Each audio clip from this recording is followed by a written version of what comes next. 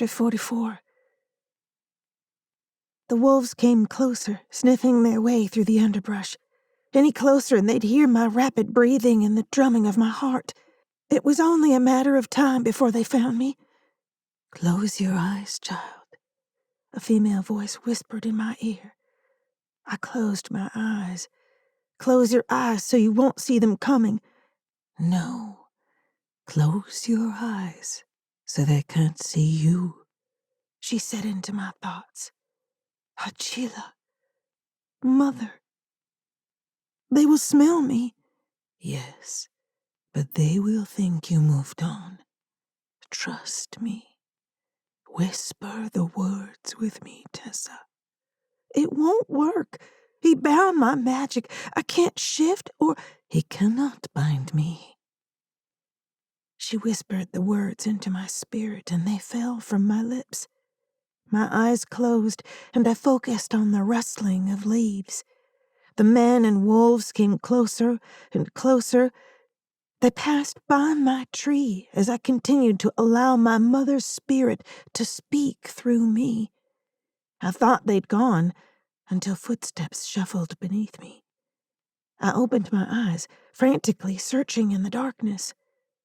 Something moved below me, though I didn't know who or what was there. "Tessa!" Marvin's voice sounded thin with fear as he called out. I wanted to answer, but the amulet pulsed icy cold against my skin. It chilled when the wolves found me in the parking lot and hadn't warmed. However, this felt different.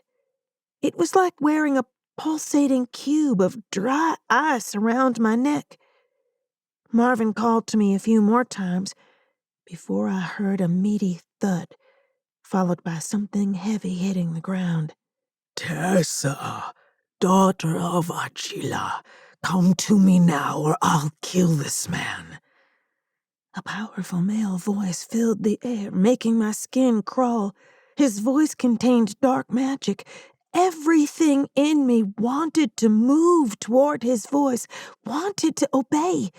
The need to go to him smothered my fear.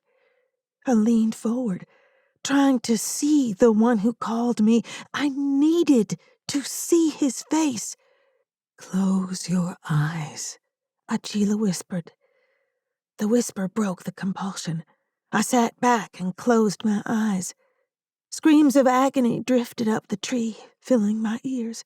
I fought the urge to cry out. I kept my eyes closed and focused on the comforting presence surrounding me. My mother. The screaming ended with a gurgled breath, the breath of dying. The conjurer walked near the bottom of the tree, chanting his spells. I wrapped my fingers around the amulet, and it warmed in my hand. The conjurer stood below. It should have been cold. As the amulet heated, so did I. Deep inside, the coil of heat returned. Each time he cast a spell, the heat intensified. Maybe he lost power each time he used magic? Hope crept inside me. I seized the fire and tried to shift forms. When nothing happened, I rested my head against the tree and cried. The sun broke over the horizon. Soon he would see me in the tree. Magic was great, but I doubted it could stop a bullet. He paced below, throwing his magic at me over and over again. I hoped he burned himself out before the sun rose too high. In the distance, something moved through the underbrush. Not something, but a group. A group of what? I turned my head toward the sound. Animals didn't make that much noise, so it had to be people. I wanted to open my eyes, but didn't dare, not with Paul Woods circling below.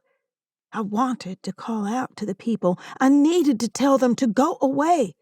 "Put your hands where I can see them." "Hands up!"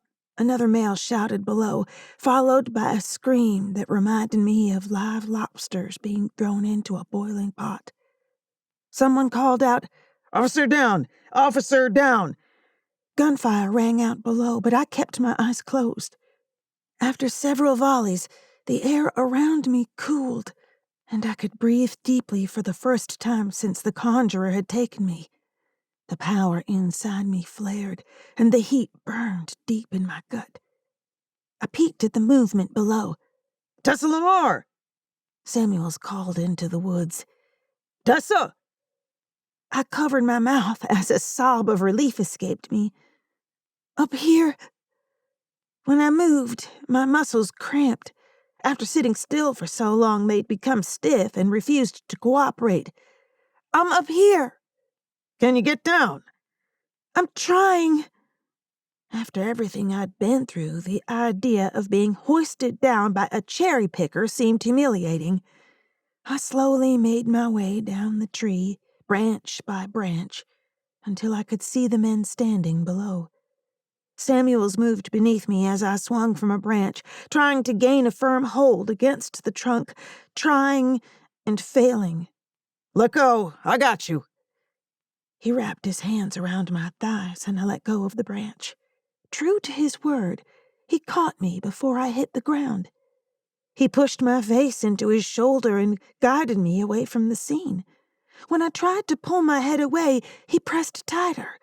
"There are some things that you can't unsee. Keep moving." Samuels eased me into the front seat of his car, his body positioned between me and the woods. "Did he hurt you?" I escaped. Samuels looked me over. His eyes lingered on the red marks on my wrists and ankles. "You are a brave woman." Is Officer Beecham? "He's at the top of my shit list, but fine. We picked him up at a gas station on Highway 40. Thank God. He said he heard wolves and the car hitting the light pole. I'll explain it all later. How's Aaron? He scared the hell out of us last night. All of his organs shut down, almost like someone just hit a switch."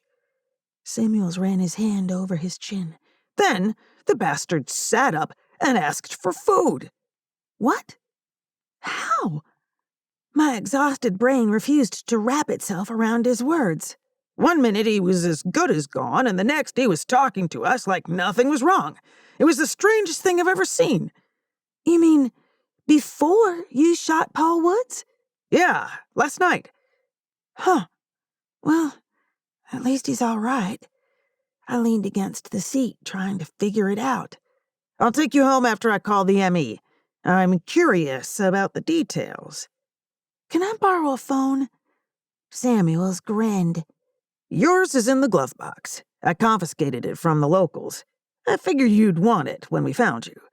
How did you know you'd find me? I opened the glove compartment and pulled out my phone.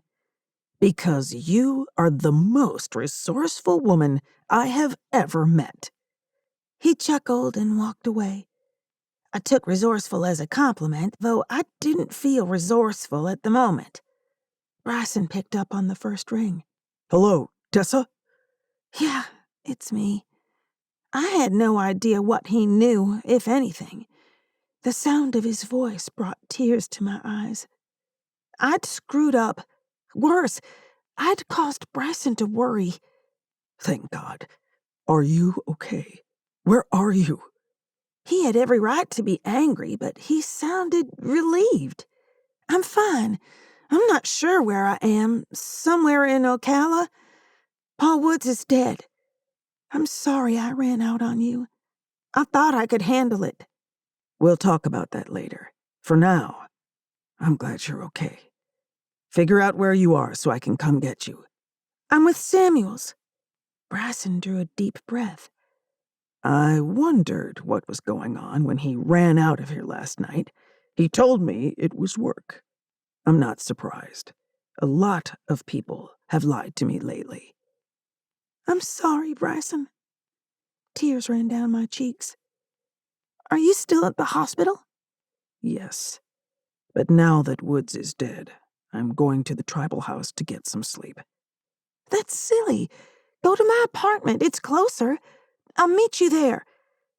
The knots in my stomach tightened. Now that the danger had passed, Bryson would leave me. "Go home. get some rest. Go see Aaron at the hospital. I'll catch up with you tomorrow." He disconnected the call before I could protest. I dialed May, and the answering machine picked up. "Hi, Graham. I'm just checking in. Everything's good. Aaron is doing better. Love you." I stared at my phone, debating the wisdom of calling Bryson back. More than anything, I wanted to make things right with him. Only he didn't want to see me. Samuels paced a few feet from the car, talking on his phone. I imagined it would take quite a while for him to finish up and drive me home. I stepped from the car, feeling like I'd been put through a meat grinder. Everything hurt. Samuels hung up and walked back with a serious expression. "What's wrong? Is it Aaron?" I braced myself for more bad news. "No, Aaron is fine. They're moving him out of ICU this morning. It looks like I'm going to be stuck here for a while. I can send for an officer to come from Orlando to take you home." "That will take hours." The farmhouse and forest crawled with police officers. "I'm sorry, Tessa. It looks like you're stuck with me for a while, and they still need to get your statement." Samuels put his hand on my shoulder and eased me back into the car. "Can you call an ambulance for me? I feel weird." I drew some of the heat from my belly into my skin. "You do look flushed." Samuels reached in and placed his hand on my forehead. "Holy smokes, you're burning up. Stay here. I'll have someone call for an ambulance." Samuels walked into the forest and spoke to one of the local officers.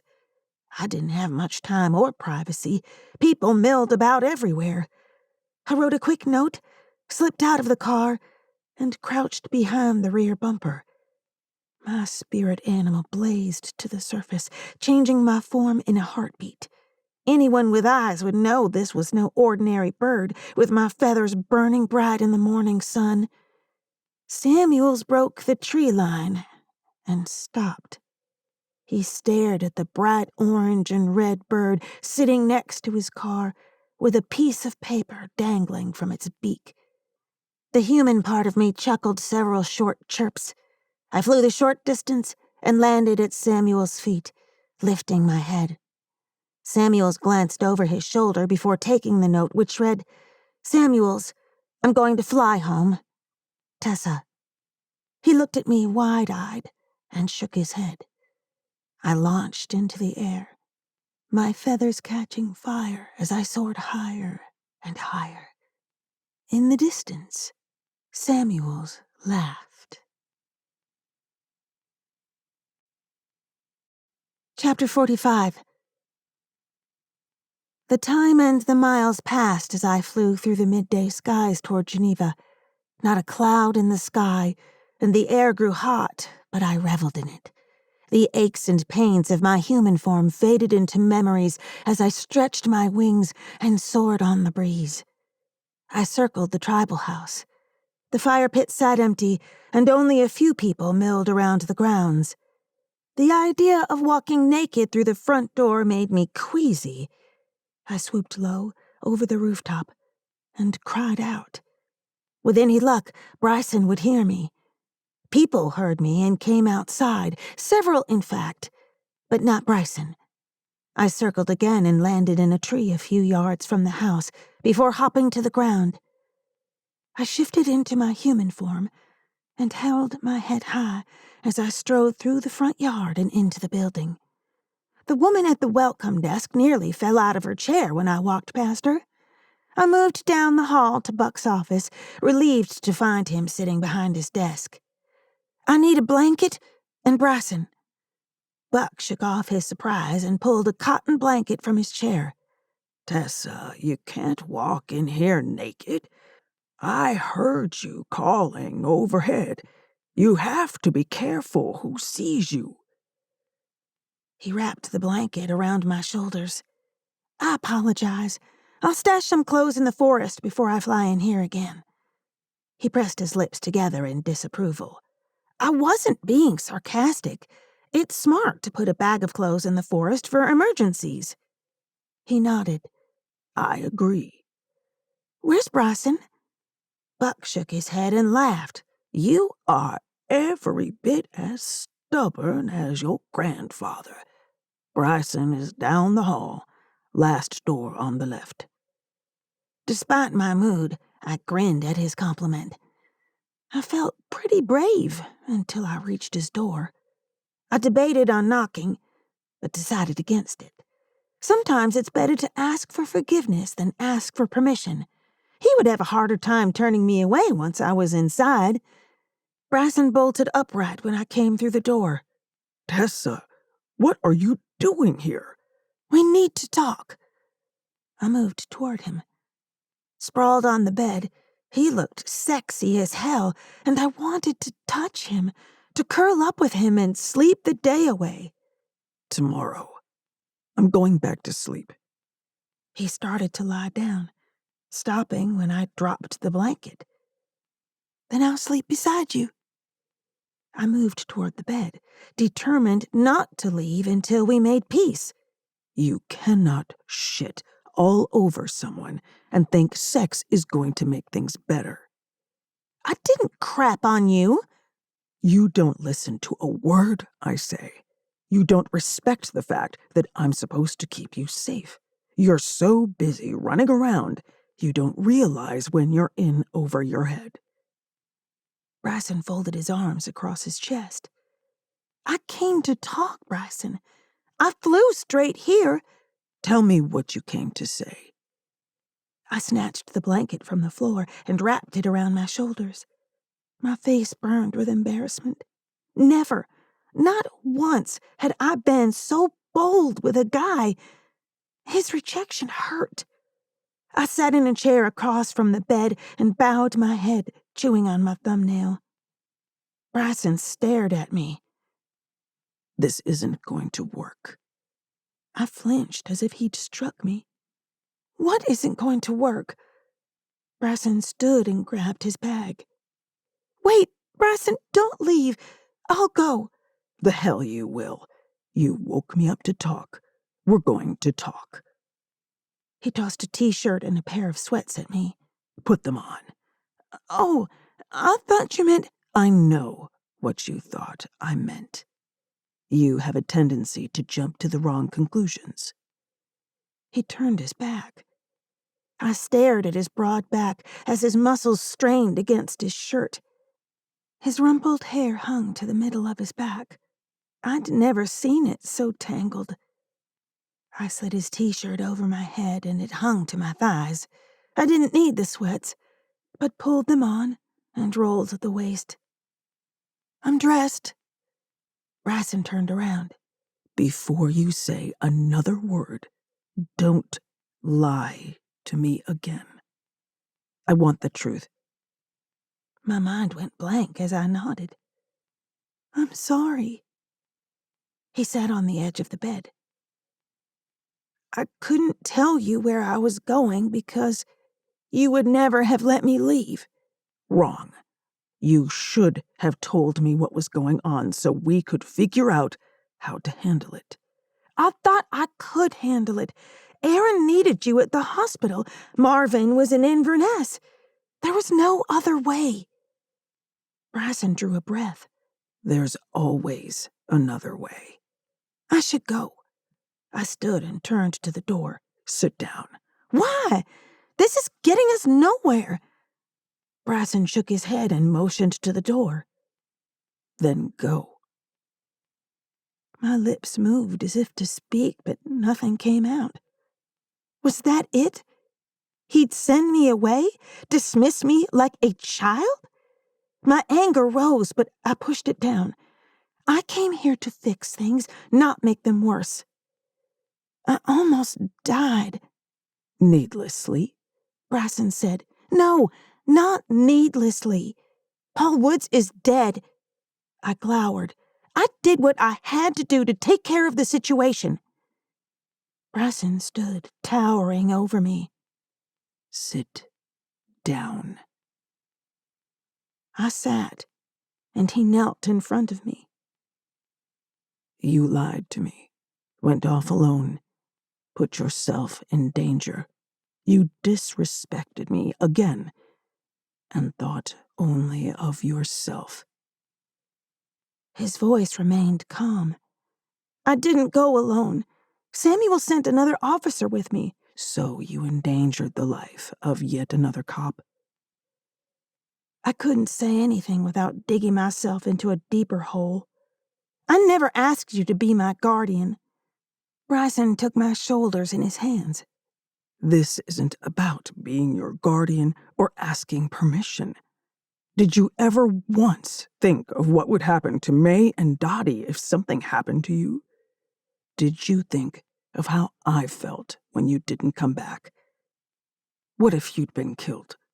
I wouldn't have been able to live with myself. I can't be killed. Bullshit! He released me. A month ago, you didn't know any of this was real.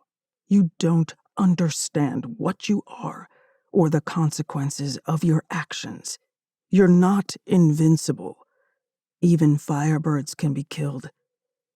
Tessa, I'm falling in love with you, but I'll not allow you to run over me like I'm some whipped college boy. I realize there's an age difference between us, but I need an adult relationship. I'm sorry. I didn't think. I hung my head, fighting to hold back tears. No, you didn't. He stood. I need to take a walk and cool off. I'll go. This is your room.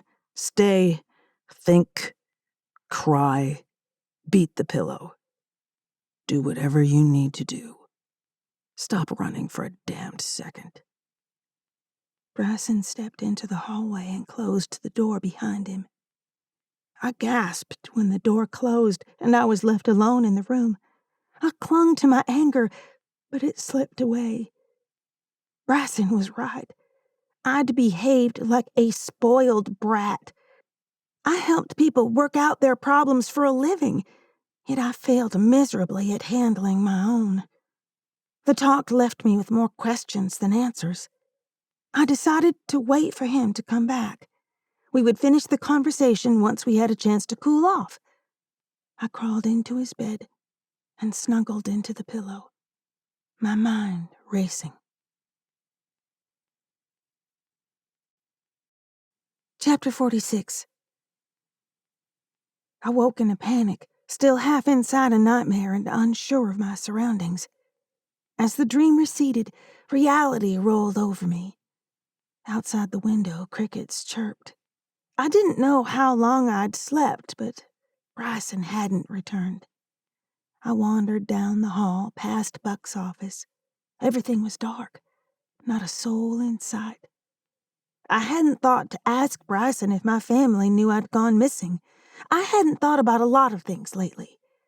I went back to Bryson's room, stripped, and left his clothes folded on his bed, then turned and opened the window. Shifting grew easier with practice, but closing the window in animal form was another matter altogether. I stretched my wings and flew west toward Apopka. Without being caught up in anger or fear, my feathers remained feathers. No streaks of fire to draw unwanted attention. The quiet country gave way to city lights and traffic, but I flew high above it. From this vantage point, even the seedier side of town looked beautiful. I landed at the bottom of the porch steps and shifted. The driveway was empty, no visitors to witness me parading around in my birthday suit. I slipped inside and walked straight to my bedroom. "Graham? Dottie? It's me." "We're in the living room," Dottie replied. Clothes were slim pickings at May's.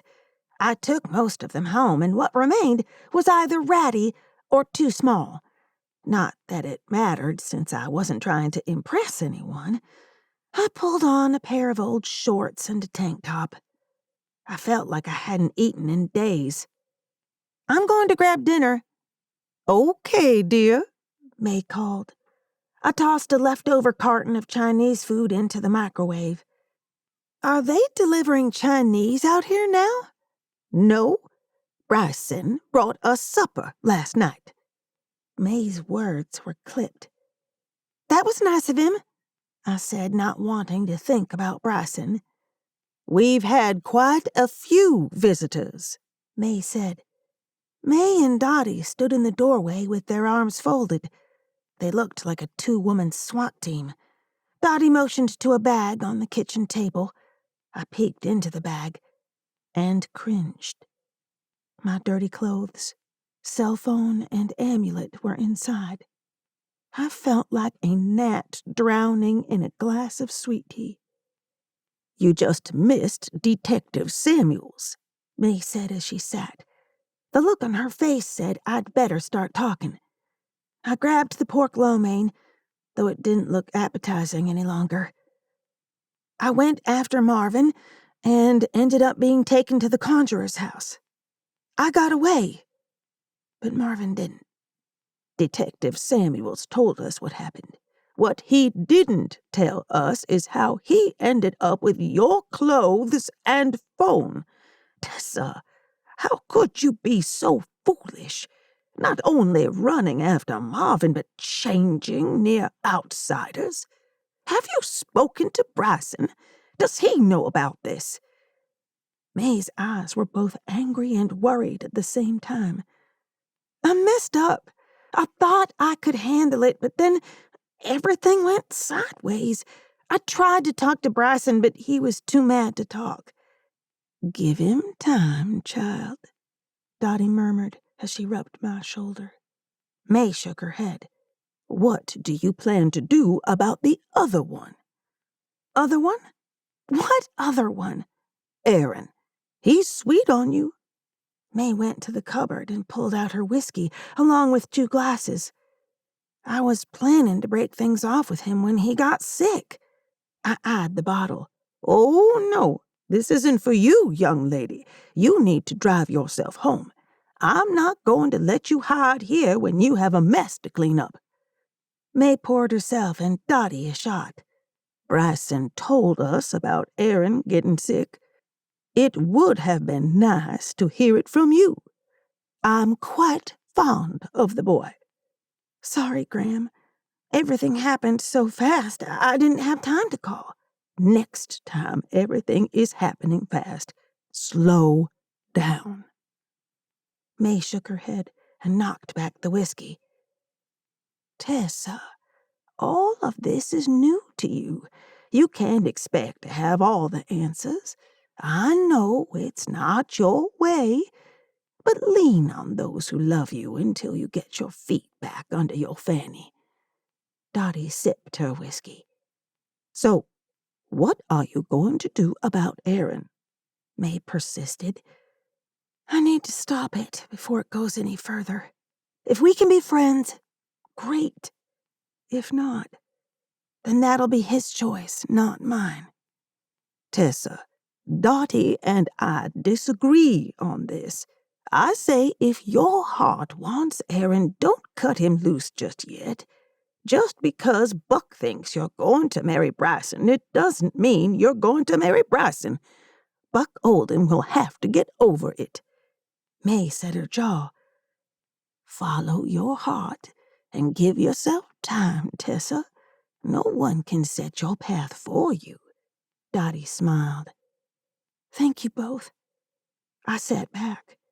Truth be told, I knew what my heart wanted. Bryson. Now, get your fanny out of here. The truck keys are on the visor. May stood and wrapped her arms around my neck, kissed my brow, and swatted my backside. I turned and hugged Dottie. Good night. Good night, sweetheart. Dottie patted my back. Take your time and don't let those boys push you around. I walked toward Charlie's truck without looking over my shoulder for bad guys or at my feet for snakes. My personal life had turned into a hot mess, but at least no one was trying to shoot me anymore. I slid into the worn leather seat, pulled down the visor, and the keys fell into my lap. On the visor, beneath the strap, was a picture of me from my high school graduation. Charlie, I don't know what to do. I sat back and closed my eyes. I can't take your position in the tribe. I'm not ready. I can't even get my life in order. Why did you leave? I miss you so much. Old Spice drifted through the cab, mingling with the scent of old leather and sweat. Years of working out of this truck had given it its own unique smell. The aftershave scent was different, familiar, but stronger than normal. I opened my eyes, hoping to see my grandfather beside me. I was alone. Only I didn't feel alone. Charlie? Grandpa? Are you there? The scent faded. I shook my head and wiped my eyes. I know you're there, and I know what I need to do. I debated going straight to the hospital, but needed to take my time and clear my head. My bare foot pressed on the gas pedal. I needed to go home and shower first. Aaron might be feeling better, but one whiff of me right now would put him back in the ICU. My apartment was empty. Too empty. I went straight to the couch and picked up Bryson's pillow, bringing it to my face. It smelled like him, like sandalwood and fresh-cut lumber. My bed called, warm and safe. But I needed to see Aaron. Heaven knows what Samuels had told him. How would he feel about a girl who changed into a bird now and then? Not that it mattered, as I had to break things off as soon as possible.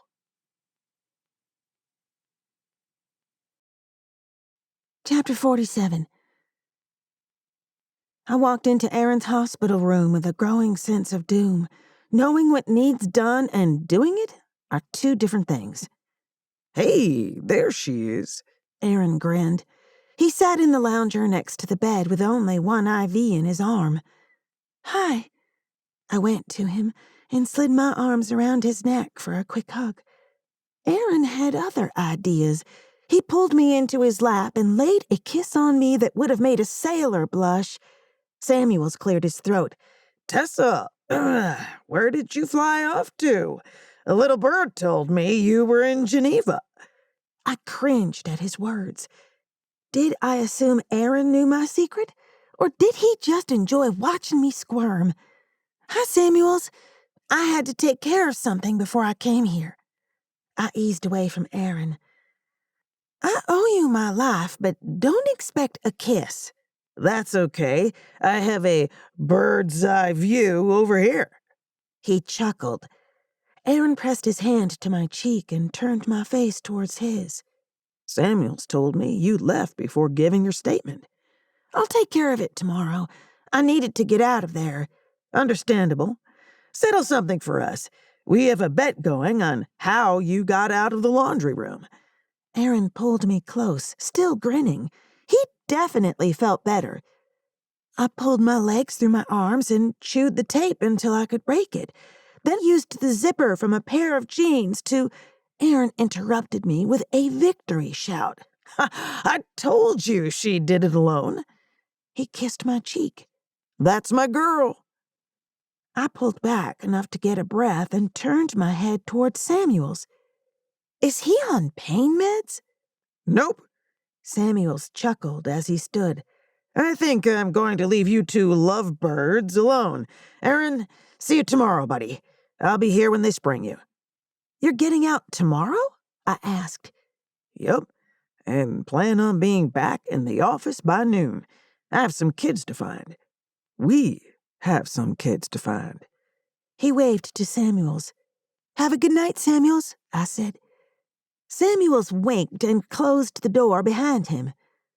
It's too soon for you to return to work. I feel great, Aaron said. You were in intensive care, Aaron. Have you talked to Bryson? Aaron asked, pulling me against his chest again. Briefly. I felt guilty curled up on Aaron's lap while discussing Bryson. Did he tell you what happened? Aaron ran his fingers through my hair. Samuels told me you almost died. Then you had a remarkable recovery, I replied, making the statement sound more like a question. Bryson saved my life. What? I pulled back so I could see his face. I know you two are special. He told me I was sick because of dark magic. At first, I didn't believe him. Then everything clicked. Your quick healing, the wolf guy, your ability to talk to ghosts and see things. I nodded, feeling the bottom drop out from under me. Bryson had warned me not to involve outsiders, yet he'd spilled his guts to Aaron? Talk about the pot calling the kettle black. He used magic to heal me. Aaron pulled me close again. He said he did it for you. For me? My throat went dry. Because you blamed yourself for my being sick. Which, by the way, is ridiculous. Oh. I eased out of his lap. Aaron frowned when I stood. Tessa, are you okay? I'm really tired. Is that all there is to it? I wanted to tell him yes, to allow him to believe everything would be fine, but I needed to be honest. No, I'm still dealing with losing my uncle, being kidnapped, witnessing murders. The list seems endless. I have feelings for you, but I also have feelings for Bryson. With everything else going on, I don't think this is the time to start a relationship. Aaron took a moment to process my words. I know. Bryson and I discussed it. Do you want me to back off? You what? My face grew hot. You two discussed it? Aaron nodded. Did you two come to any decisions? What, did you flip a coin? It wasn't like that. Aaron ran his hand over the back of his neck. Then how was it? Come here. Aaron reached for me. Actually, I need to run. It's been a long day and I have to take care of some things. I turned toward the door. Tessa, let me know if you need any help with the case. I marched out of the room and straight into Bryson's chest. Hey. Bryson set his hands on my upper arms to steady me and tilted his head. What's wrong? Nothing. Everything is perfect. Just peachy. I forced a big smile and pulled away. Aaron came to the door, dragging his IV pole behind him. He looked past me to Bryson. We need to talk. All of us. Bryson studied my face. Will you sit down and talk to us? I dipped my chin to my chest, turned, and walked back into the room. Aaron sat on the bed and I sat in the chair closest to the door. It may have been cowardly, but my sense of self-preservation made me stay close to the escape route. Bryson looked between Aaron and me before moving to the lounger. What's going on? I was telling Tessa we talked after you saved my life. Aaron stared at me as he spoke. I see. Bryson turned to me. Tessa? I shook my head. Look, I'm tired. It's been a difficult day, and I have to drive to Ocala tomorrow to give a statement about the murders. I want to go home. Murders? Bryson's eyes darkened. I thought the cops shot Paul Woods. Tessa witnessed Woods killing Dr. Hicks and a Marion County deputy, Aaron replied. The memory of the officer's strangled scream crashed into my mind. I needed to get out of there and process everything that had happened. You didn't tell me Hicks was dead. Bryson stared at me. I didn't have a chance. Tell me now. Bryson folded his arms. Please. I was pretty high in a tree. I didn't see the actual deaths. Why were you in a tree? Bryson unfolded his arms and leaned forward, his face softening. To get away from the wolves, I said. After I got out of the house, I ran into the forest. I heard wolves and climbed a tree. Bryson nodded. Why don't you start at the beginning? I felt like an ant under a magnifying glass, but Bryson deserved to hear it from me. I steadied my nerves and told them what had happened, including the visit from my mother. I had my eyes closed so he couldn't find me. I didn't see anything. Man, I don't think I'll ever get used to this magic stuff. Aaron shook his head. I didn't know, Tessa. I'm sorry. Bryson looked stricken. You didn't ask. Nor did you ask before you told Aaron I needed time to deal with things, or before you told him I had feelings for both of you. My anger simmered below the surface, fueling the fire in my gut. I had to learn to control my emotions. We were worried about you. We agreed to back off and give you some space, Bryson added. I jerked my head toward Aaron. You certainly didn't back off. Aaron put his hands up. What can I say? I fight dirty. After a near-death experience, I realized I don't have time to waste. Aaron. Bryson shook his head. He looked like he knew more than he said. I stood and put my hands on my hips. When you two figure out my life, let me know. I'm going home. I stormed out the door and Bryson followed. He grabbed my arm and I ripped it away. Leave me alone. I've heard enough. No, you haven't. He looked into my eyes. He didn't have a near-death experience. He died. My breath hitched. What are you talking about? I pulled him back and gave him part of my spirit to bind him to this world. I stared, my mouth hanging open. It would have killed you if he died. You never would have forgiven yourself. Bryson reached forward to touch my face, but I shrank away. How? What cost? I couldn't grasp what he'd done, though it couldn't be that easy. Nothing in this new life was that easy. We are bound in spirit. Right, but what does that mean? I gave him part of me and took enough of his sickness into myself to allow his body to heal. Are you sick? Is that why you were so tired? My voice rose. Bryson whispered, I was, yes. He is so... Bryson made a motion. Energetic, because he has a small amount of my being mixing with his. He is rather full of energy. I rolled my eyes. What did you tell him about us? Only that we had magic. So, he doesn't know the shifter part? No. I only told him what was necessary.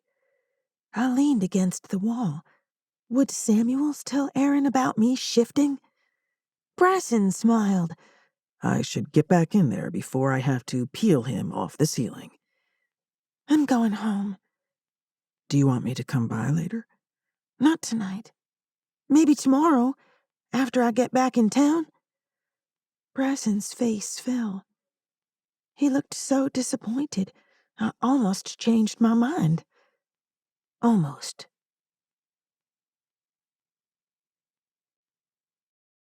Chapter 48. I bolted upright, waking from yet another nightmare. My subconscious had me back in the tree with my eyes closed.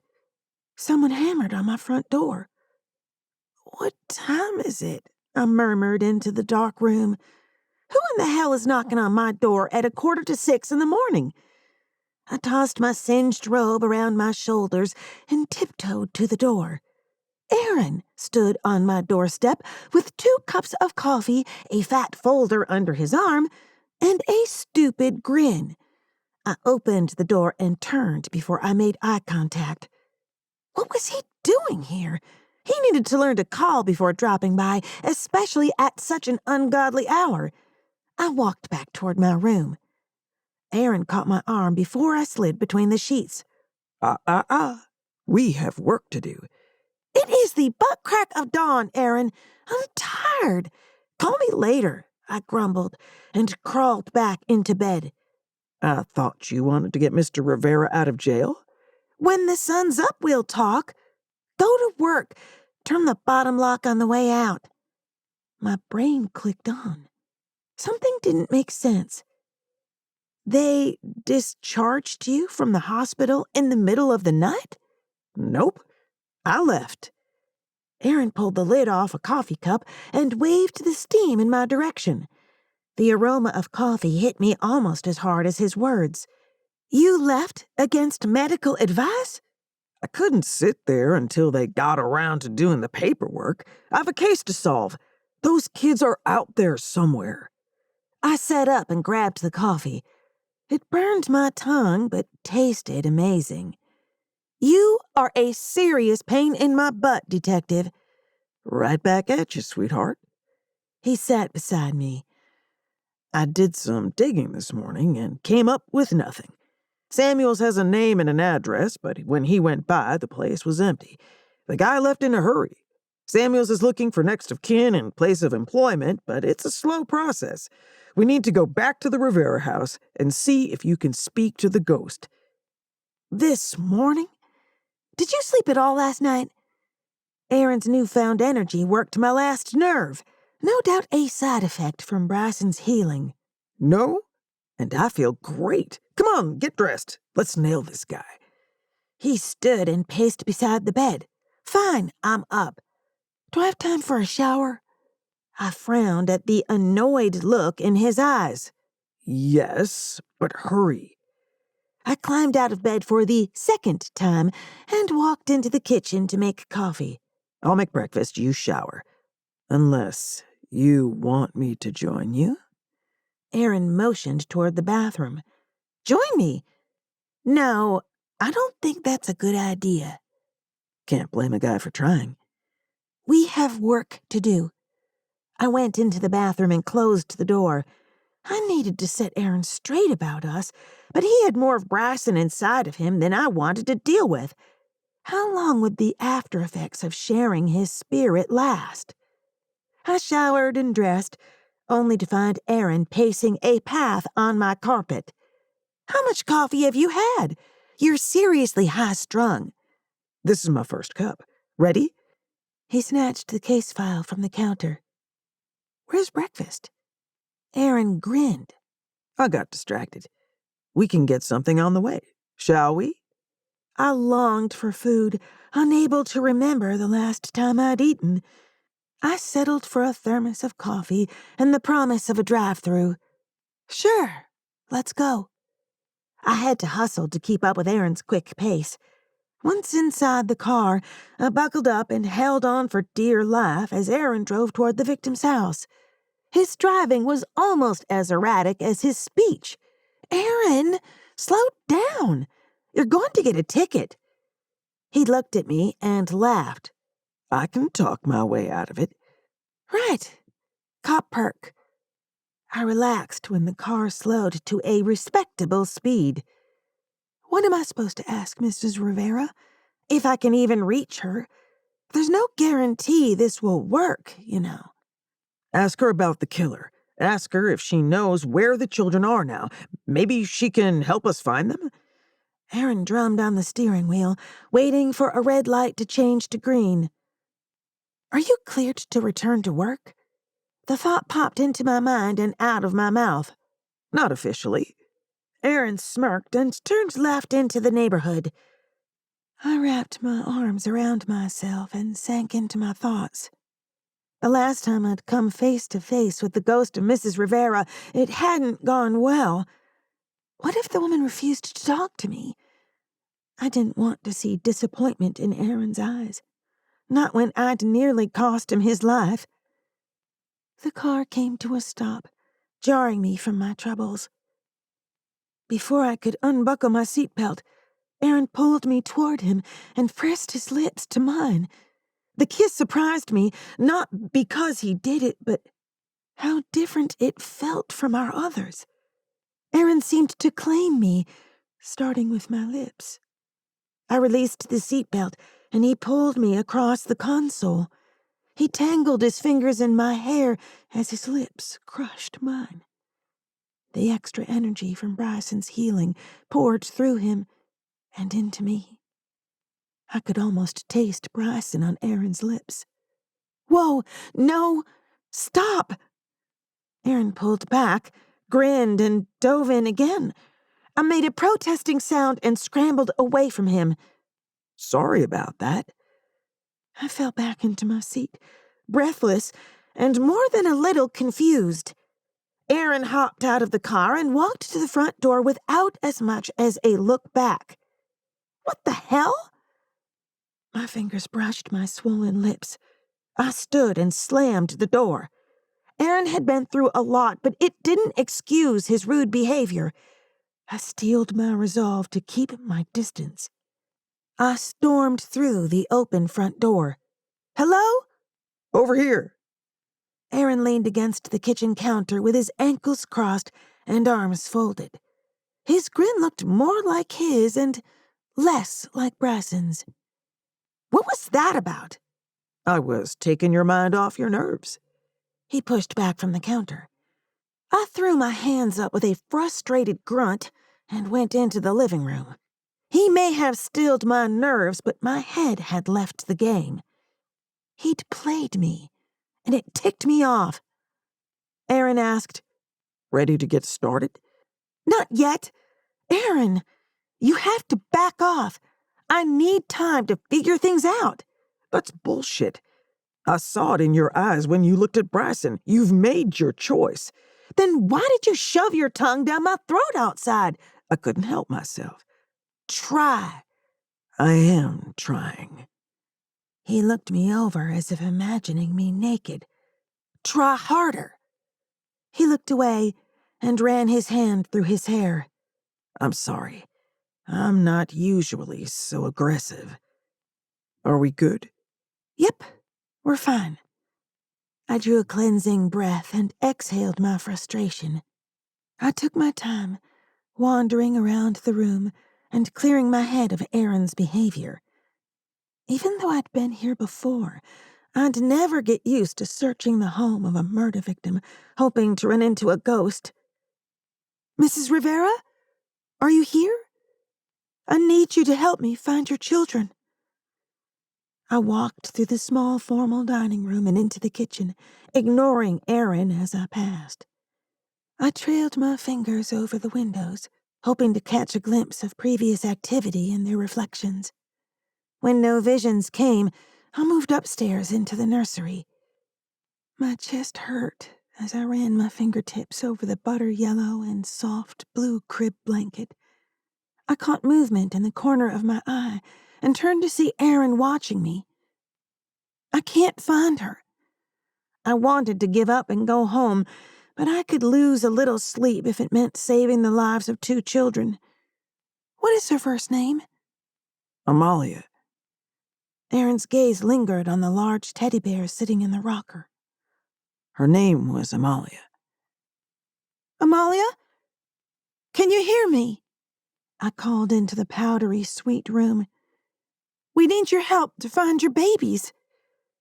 "Only my grandmother calls me Amalia." The words came as whispers at first, increasing in volume with each anger-laced syllable. I resisted the urge to protect my face as I searched for the source of the words. "Mrs. Rivera, my name is Tessa and this is Detective Burns. We need your help to find the kids. Do you know where they are?" "He took them!" the spirit shouted. Amalia Rivera sat in the rocking chair, superimposed over the white bear. She rocked the chair, staring at me. "Who took them?" "He took them!" Her voice grew thin and shrill. "He took my children!" I lowered my voice and slowed my speech, an old therapist trick to calm a patient. "His house is empty. Do you know where else he would have taken them?" "His mother's house. He told her they are his. She thinks they're her grandchildren." Amalia stared at the empty crib. "He's crazy. I didn't know. I thought I loved him. Sometimes people hide what they are from the world. Don't blame yourself for this. I wished I could reach out and hold her hand. I was unfaithful. That doesn't mean you deserved to be hurt. Your actions don't excuse him from kidnapping your children. I inched closer and knelt at Amalia's feet. I couldn't touch her physically, but I needed to reach her emotionally. Mrs. Rivera, we won't rest until we find your kids. I promise. Amy. Please call me Amy. The spirit's face softened enough for me to see behind the mask of grief, into the eyes of a beautiful young woman, a woman who was far too young to die. Aaron stood behind me, awestruck. I asked, "Any more questions, Detective?" Names? Addresses? I can't hear her. Aaron's eyes never left the rocking chair. Miriam Warner. She lives in Mascot, behind the elementary school. Amy faded from view. Thank you, I said. Is she gone? Aaron took a step toward the rocker. Yes, let's go.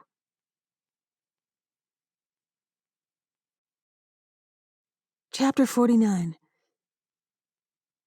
Aaron walked outside and called Samuels to relay the new information. I stepped aside and dialed Bryson. The police would find the kids. Aaron and I couldn't be directly involved. A civilian and a cop, not medically cleared to return to duty, would hardly be welcome in the middle of a SWAT team, especially a team from another county. However, if I could convince Bryson to tag along, we might be able to provide an aerial view. Bryson, we think we know where the missing kids are. We need your help. Where are you? The suspicious tone in his voice cut deep. At the Rivera house. I spoke with Mrs. Rivera again. Aaron and I are going to need your help. Can you meet us at the police station? Aaron started the car and beeped the horn.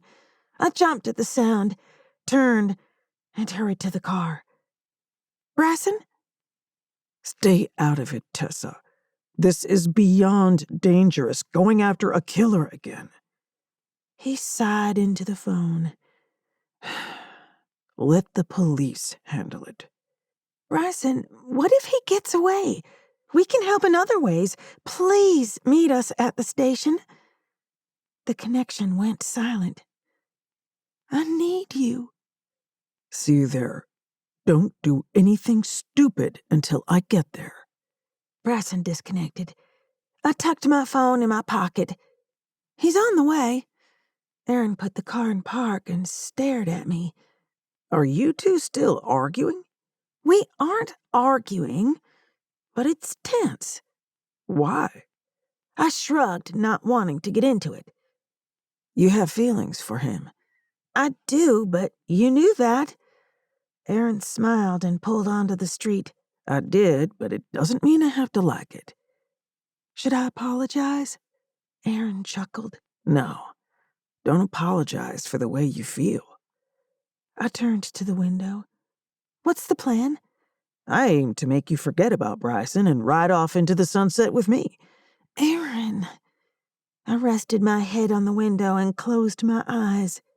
I know. So, here's the plan. We go into the station together, and I'll get the address from Samuels. Our team will be assisting on this one since it's across jurisdictions. No one needs to know we're going to follow. Keep close to me, and keep quiet. Sir, yes, sir.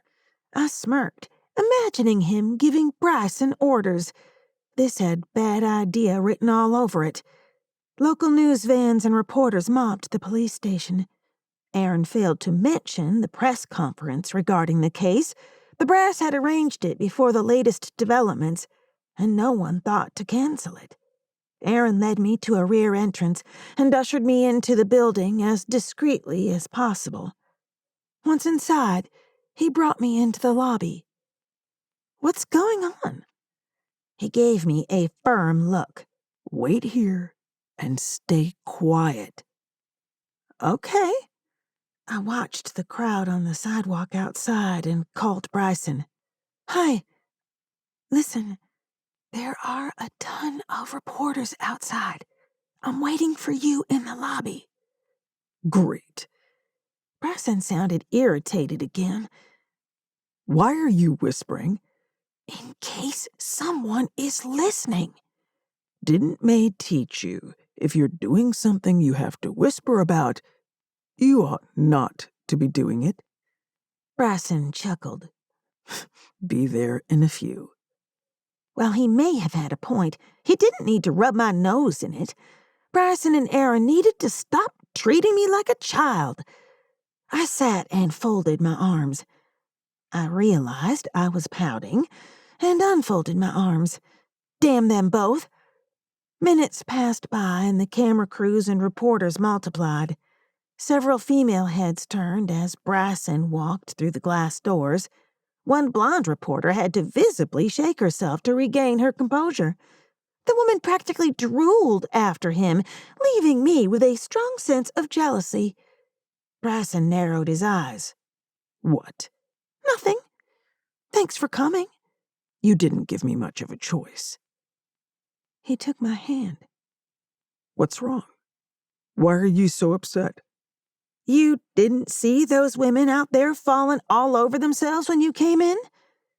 Bryson glanced out the window and shrugged. "No, not really. I was in a hurry to get inside. To you." My irritation melted enough to manage a lopsided smile. Bryson kissed the back of my hand. "I take it you didn't file the police report?" "Oh, crap. No, I totally forgot." "I'll go with you after we do whatever it is we're going to do in Mascot." "We're going to provide air support for the rescue," I whispered. "That's risky. Changing in broad daylight, especially with cops nearby. Oh, wait. You know all about that." He dropped my hand. "Ha ha. We need 2 cars. I'll tell Aaron we're going on to Ocala, which isn't really a lie," I added. "Either way, he's going to notice we disappeared and likely will find our clothes." "Whatever. We'll think of something, even if we have to take his memory." The number of reporters outside had thinned. The press conference must be starting soon. Speaking of Aaron, how long is he going to act like you? Bryson furrowed his brows. "Act like me." "He's been acting strange since last night. Bossy and smug." "Are you calling me bossy and smug?" He laughed. "Bit hypocritical, no?" "I'm serious. He's not acting like himself."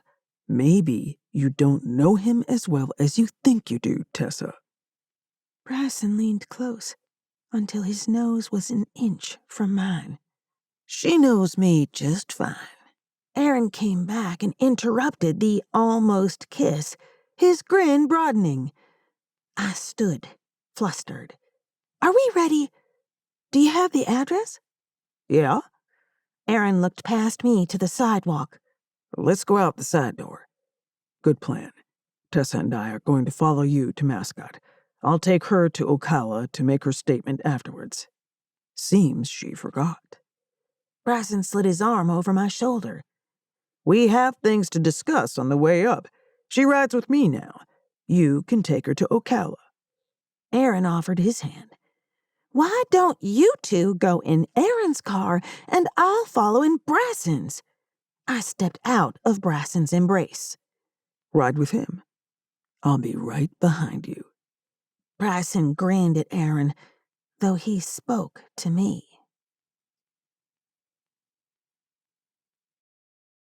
Chapter 50. Aaron was all smiles as we stepped out the side door. Several camera flashes stole my vision. Between our hurry to get on the road and the pissing match over whom I would accompany to Mascot, we hadn't realized they'd moved the press conference to the side parking lot. The police commissioner and Detective Samuels shared a small podium surrounded by a couple of detectives in plain clothes and a handful of uniformed officers. Samuels motioned for Aaron to join them at the podium. The reporters turned to us. The commissioner nodded toward Aaron and motioned for him to come forward. Allow me to introduce Detective Burns, the second primary investigator on this case. It was under his direction that we brought in non-traditional resources on the case. Aaron said something under his breath. The reporters began shouting questions at Aaron as he stepped forward. Bryson pulled me into the protection of his arm and led me to the fringe of the crowd. I turned my head and watched as Aaron stood behind the podium, addressing the reporters. He reminded me of a political candidate, smiling and waving. A reporter called out, "Inside sources tell us the non-traditional resource is a psychic. Is this true, Detective Burns?" I held my breath, and Bryson whispered a few choice curses. Aaron's smile faltered, glancing toward me and Bryson. One or two of the cameras turned, following his line of vision, straight to me and Bryson. "We've used every available resource to locate the Revere children," Aaron replied a moment too late. "We won't stop searching for the children until they're found." Another reporter shouted from the crowd, "So, you believe the children are still alive?" Bryson tightened his grip on me, tucking me against his chest as he hot-footed it out of the parking lot. Once we were on the sidewalk, he slowed his pace. "Change of plans. You're riding with me." I nodded. "Please tell me we weren't on camera." "I'm not sure if we were. Not that it matters. They can't link you to the case or the rumors of psychics." Bryson looked uncertain as he unlocked my door. I left a message for Aaron as Bryson pulled onto the highway and grew quiet. "Tessa, I'm glad you called me this morning." Bryson glanced at me and smiled. "It means a lot." Before I could respond, my cell phone rang. "It's May." "Answer it." "Hello?" I forced a smile, hoping it would leak into my words. "Tessa Marie, I just saw you on the TV with those two guys. I can't believe my baby girl was on the TV. Are you a police psychic?" Darlene's voice pierced my eardrum. "No, Mama. I was visiting Aaron at the station, and we happened to be in the wrong place at the wrong time." I tried even harder to force myself to smile. The last thing I needed to do was tick off Darlene. "Don't lie to me, little girl. You and I both know the women in this family are psychic. Just yesterday, I told Earl he was going to get a flat tire on the truck. Lo and behold, he had a flat tire this morning." Darlene said something I couldn't make out. "Mama, can I talk to May for a second?" "Whatever you have to tell her, tell me. She's watching the news." Darlene's voice rose and grew more grating. "Please tell her I won't be home for dinner." I hoped May would pick up on my code words for "I'm going to be busy for a while." After being kidnapped, I promised Toddy and May I wouldn't leave town without letting them know. Mascot and Ocala were definitely out of town. "Oh, pooh! I was hoping we could talk. I think we should open a shop to do psychic readings." "I have to go, Mama. We can talk later. Love you." I hung up and put my head in my hands. Bryson asked, "Did I hear that right? Your mother, Darlene, saw us on television and thinks you're the psychic?" "Yes." I pulled my fingers down my face, stretching my eyelids and cheeks. "Let's not talk about it." Bryson nodded. "Deal." 10 minutes passed when my phone rang again.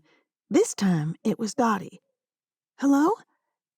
Tessa, honey, you need to hear this. The line went quiet, and then Darlene's voice filled my ear. I strained to hear what she was saying. I pressed the phone hard against my ear. Yes, I have information. Missing kids. That detective hired my daughter, his girlfriend. Hang on, May, leave me be. I'm on the phone. Yes, I'm back.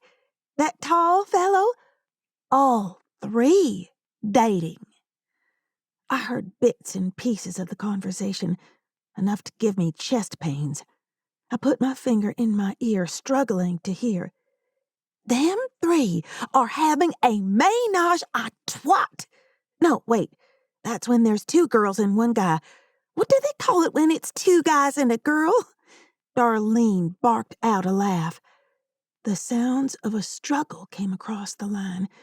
I feared I would stroke out right there in Bryson's SUV, pop an aneurysm, and die where I sat. I disconnected and gently set the phone on the console. I'm sorry, Bryson.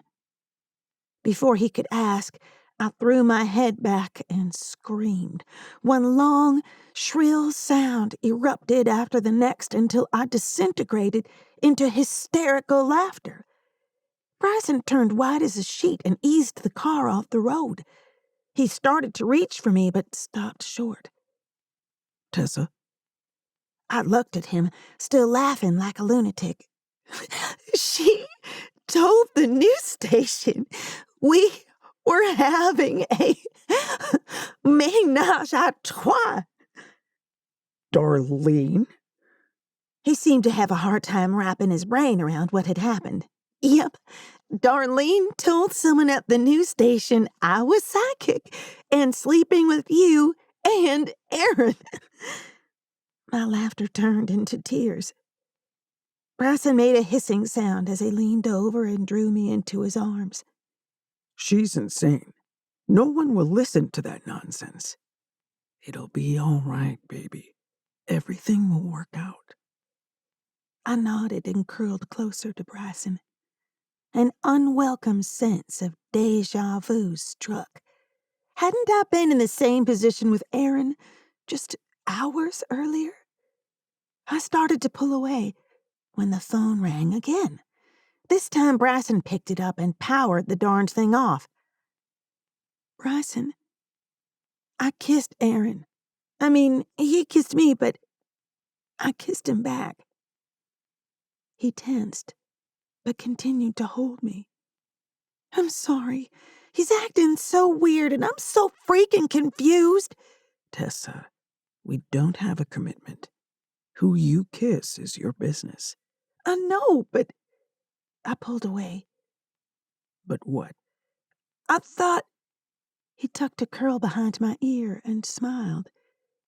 You want me to tell you not to kiss anyone? Did I? Maybe? I don't know. I guess I do. Don't kiss Aaron. Or anyone else. Consider yourself off the market from now on. I nodded, trying to puzzle out what that meant. Off the market. Feel better? He smiled. When I nodded, he kissed the top of my head. Let's go find those kids. Chapter 51. Aaron caught up with us after being sidetracked by the press conference. He and Bryson sat in the front seat of the unmarked police car, listening to the scanner, while I went on a food run. We parked outside the Los Compadres meat market, and lucky for us, they had a hot dog cart. I didn't look forward to another fast food meal, but I jumped at the chance to get out of the testosterone-filled car. I took my time walking back, juggling 3 hot dogs loaded with condiments and 3 cans of soda. My balancing act was worthy of the Ringling Brothers. Any word? I handed the food through the window before climbing in. No, but they don't usually use the radio to announce raids, Aaron said between bites. Then why are we sitting here listening to it? It's more interesting than Top 40? Aaron chuckled as he turned in his seat. So, can you two do some magic or something to find the kids? Doesn't work that way. Bryson crumpled the empty foil wrapper. It's all about intention. Since we don't know what's going on, we can't do much. We didn't think this through very well. I handed Bryson the remaining half of my hot dog. Bryson inhaled it. I caught a spark of jealousy in Aaron's eyes. Was he jealous I chose to share my food with Bryson? Aaron turned away and kept quiet. Good for him, because I didn't enjoy playing the rope in their game of tug-of-war. I have an idea. I leaned forward. Aaron, you can go to the scene, right? Yeah? He nodded, narrowing his eyes. No one except Samuels knows I'm not on duty. Good. Like Bryson said, we need to know what's happening in order to help. You can text or call us with information, and we will do what we can from here. Such as? Aaron didn't seem convinced. If the killer tries to run, we can do something to slow him down, make him go to sleep or something. I don't know. I waited for Bryson to help me out, but he only nodded. Can you do that? Aaron asked Bryson, clearly not trusting my opinion. Yes, that would give us an intention. Bryson finished his soda. I'll see what I can find out. Aaron glanced at us and started the car. Bryson climbed out, but before I could do the same, Aaron took my hand and held me in place. He stared at me and nodded. Thanks, Tessa. Be careful, Aaron. I hopped out, and Aaron drove away. When I turned, Bryson stood beside me with his arms folded over his chest. What? Just making sure he didn't try to kiss you. I shook my head. Thanks, I guess. I have a strange feeling about this case. So do I. Bryson clenched his jaw. Let's go. Bryson drove until both sides of the road contained nothing except orange groves. It amazed me how quickly an area could change from suburban to rural. He pulled off onto a dirt driveway and angled the SUV between two rows of trees. Is it safe to park here? What if it gets towed? Bryson held up a hand and closed his eyes.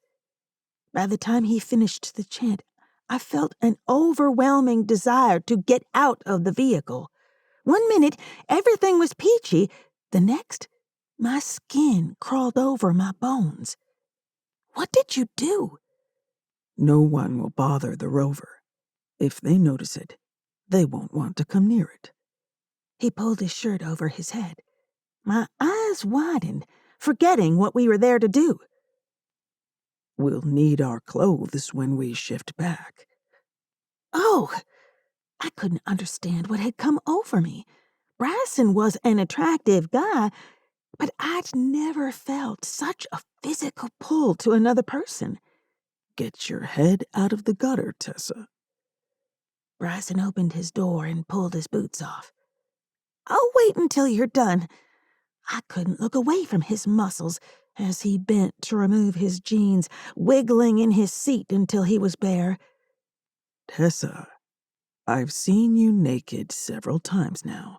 Quit stalling. Sorry, I don't know what's wrong with me. What's wrong? I'm having impulse control issues. This is unusual for you? Bryson chuckled. Sexual impulse control. Ah, yeah.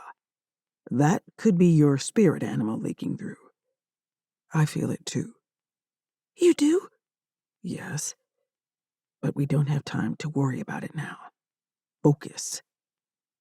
I removed my clothes, though I had no intention of opening the door and exposing myself to anyone who happened to be in the grove.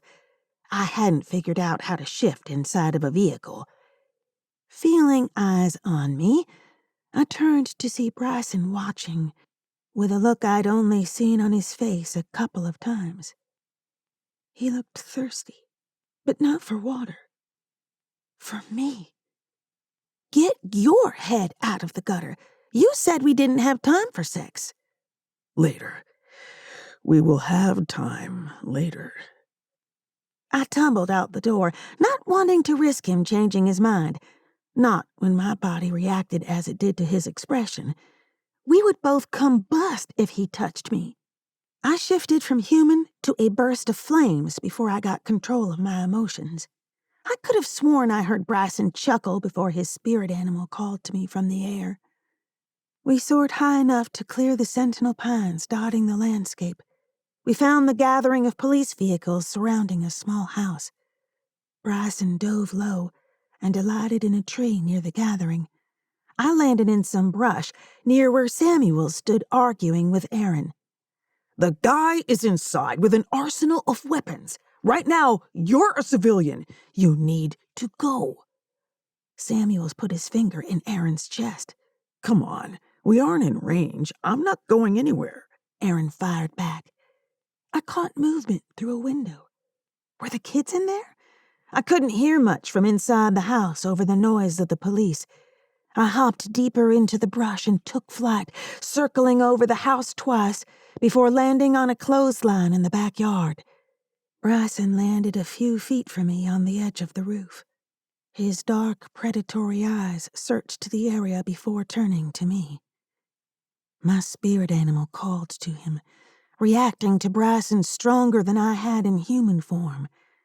Birds didn't go into heat like dogs, but I imagined this was darn close. He must have felt the same, given his preening each time I glanced at him. If his control slipped, we were both in trouble. A single set of footsteps and one set of lungs, working rapidly, echoed from the house. They'd moved the kids. I caught Bryson's eye and shook my head. We flew in the direction of Bryson's SUV. Bryson arrived at the car and shifted ahead of me. I landed in a nearby tree while he dialed his cell phone. Aaron, the kids aren't there. What kind of car does Miriam Warner drive? When Bryson disconnected, he turned to me. She's in an older model white Dodge Caravan. My guess is she's heading for the interstate. Which way? North or south? I cocked my head, shook out my wings, and flew north. South meant going into Orlando. People from up here avoided the city.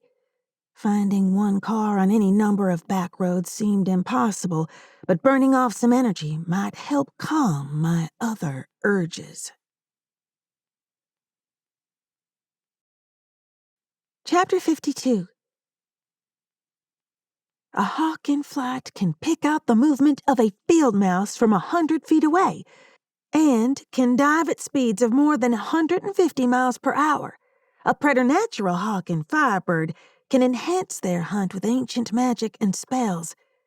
Unfortunately, we couldn't find an old lady and two small children in an old minivan.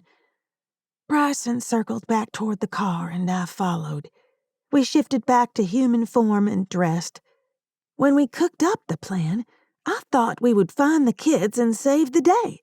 We had magic and we could fly. I thought we were invincible. The police will find them, Tessa. We did the best we could. Bryson slipped his shirt over his head. I know, I just thought... I buckled my seatbelt and checked my phone. Aaron called several times. What should I tell him? Bryson eased the car down the dirt path. He stopped to wait for traffic to pass before pulling out onto the main road. Tell him we were busy trying to find the kids with magic. I shook my head. The excuse sounded goofy, even if it was true. I dialed Aaron before I chickened out. Hey, Aaron, did they find them? Not yet. We put out an APB on the van, but they could be anywhere by now. I shook my head at Bryson. Why didn't you answer my calls? What were you doing? I forgot I turned the phone on silent earlier. Family drama. Not cool, Tessa. I was worried when you didn't answer. I can't solve this case while worrying about you. You need to be more responsible. I interrupted his rant. Hey, Aaron, I need to get to Ocala today and make my statement about Woods. Since there's nothing else I can do right now. Is Bryson taking you? Yes, and I don't appreciate your tone. I'm jealous. Sue me. Aaron, we can't do this right now. You have to find those kids, and I need to make a statement so I can put Paul Woods behind me. I know. Look, I'm sorry. You're right. Can I see you when you get back? I don't think that's a good idea. I turned to the window. Okay, well, be safe. Bye, Tessa. I will. Bye. That sounded rough. Bryson kept his eyes on the road. He was worried. He was jealous. Bryson countered. I know. It sounded like you ended it. I nodded. This is a disaster. Nah, it isn't that bad. He'll get over it. Bryson reached for my hand and I pulled it away. What if I chose him, or neither of you? Would you get over it? Bryson seemed to consider my words. It will hurt like hell, but yeah, I'll respect your wishes. I snapped my mouth shut. After a moment of silence, Bryson glanced at me and shrugged. The awkward silence hung between us until I couldn't stand it another second. I need a pit stop. Not the most eloquent way to break the silence, but effective. Rest area or gas station? Bryson grinned. Rest area. The sign said there's one coming up. Unless we need gas, then you can get off the highway. Either is fine with me. The words all gushed out at once, as if they'd piled up inside me and needed to get out, much like the contents of my bladder. Do you want to stay in Ocala tonight? We could get a room, or camp out in the national forest. My first reaction was a resounding hell yeah, but the newfound responsible side of me didn't think it was a good idea, not with the way the idea made me heat up. Do you think it's a good idea? I mean, if I didn't think it was a good idea, I wouldn't have asked. Right, but there is this weird attraction going on between us today. I'm trying to do the right thing and not rush into anything. It wasn't a proposition, Tessa. But if you don't think you can behave yourself, maybe we shouldn't. The car came to a stop. Relieved, I opened the door, not bothering to wait for him, and rushed to the restroom, and away from Bryson. I wasted as much time as I could in the bathroom, trying to decide if I should tempt fate and spend the night with Bryson. Returning, I found him standing a few yards from the car. He stared out, past the busy highway toward an open prairie. He was beautiful, with his serious expression and long hair blowing in the breeze. The image belonged on the cover of a historical romance novel, with him wearing nothing but a loincloth and a few feathers. I slid my arms around his waist. I'd like to camp. Do you have a tent or camping stuff? Bryson drew me into his arms and pressed his forehead to mine.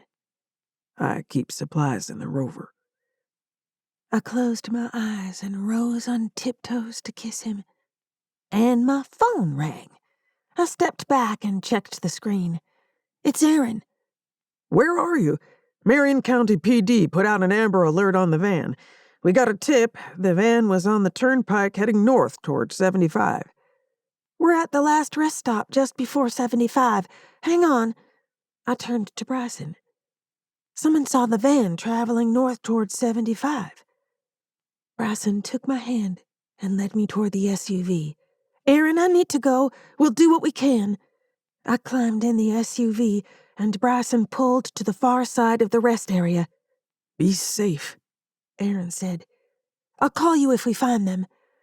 I turned to Bryson. Give me a second to shift. Bryson cracked his door open. Catch up. He shifted before his feet hit the ground. I leaned forward and watched him through the windshield. I ran around the Land Rover and closed the door. Bryson hadn't cast the spell over the vehicle before he left. I crawled under the SUV to stash the keys before I shed my clothes and shifted.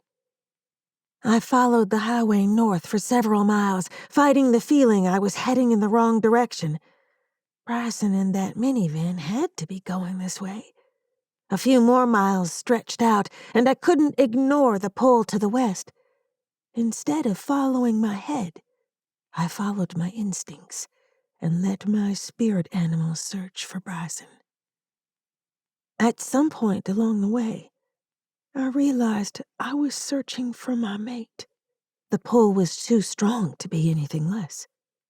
As I flew, I crossed several two-lane roads. I could feel Bryson nearby. But where? I doubled back and dove until I flew above the canopy of trees, searching the ground for movement. On the side of the road, well hidden under the thick boughs, sat a white minivan. Children were crying below. I landed on a low branch to get a better view.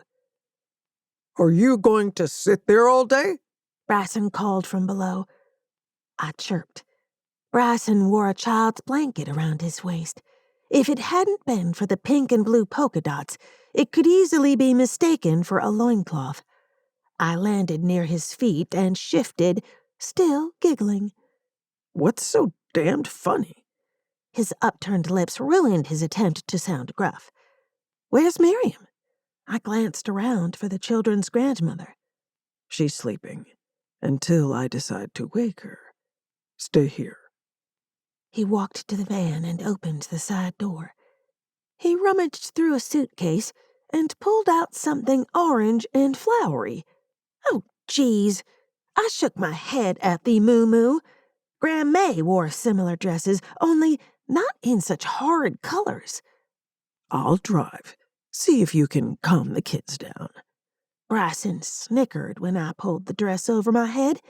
It fit like a tent, but beggars couldn't be choosers, plus it was better than a blanket.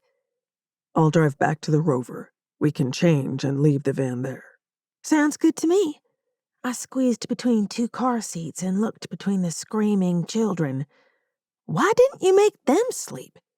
Magic on kids is tricky. It doesn't always work the way it's supposed to. Bryson watched me in the rearview mirror. I nodded and took the little girl's hand, smiling. "My name is Tessa. Are you Lillian Rivera?" Lillian nodded. "Mommy calls me Lily. Are we going home?" I blinked back tears. "Yes, sweetheart. We will get you home soon." Chapter 53. I carried the sleeping toddler, Jonas, into the Orange County Police Department. Lillian Rivera clung to my legs as we followed an officer into a child-friendly room. I didn't want to think about why they had a room painted with bright colors, filled with tiny chairs and a shelf of toys and coloring books. The idea that so many children were victimized that they needed a special room for them was too much for me to bear. A female officer stayed with us while Bryson explained how we'd come to be in the possession of 2 missing children and a conspirator to a kidnapping. I didn't know where they'd taken Miriam Warner, but I felt sorry for her. She believed she was protecting her grandchildren. Jonas slept so soundly on my shoulder that he left a puddle of drool. My arms ached, but I didn't dare try to put him down. Samuels came through the door. "Tessa Lamar, I swear, girl, you never cease to be in the middle of a big pile of—" Thankfully, his internal sensor went off before he finished his sentence. Lillian peeked at him from behind my legs, tugging on my shirt to get my attention. "Miss Tessa?" "Yes, Lily?" "Is my daddy coming?" "Your daddy will be here in a few minutes." Samuels smiled at the girl, then leaned close to me. "Warner is gone. Once he found out we had the kids, he gave up the standoff. Suicide by cop. Another life lost. I adjusted Jonas on my hip as he woke. He looked around the room once, stuck his thumb into his mouth, and laid his head back on my shoulder. Is Aaron here yet? He's finishing Mr. Rivera's paperwork. Samuels tilted his head. You're good with them. This comment surprised me. I never considered myself the motherly type. The door opened, and Aaron ushered a tearful Mr. Rivera into the room.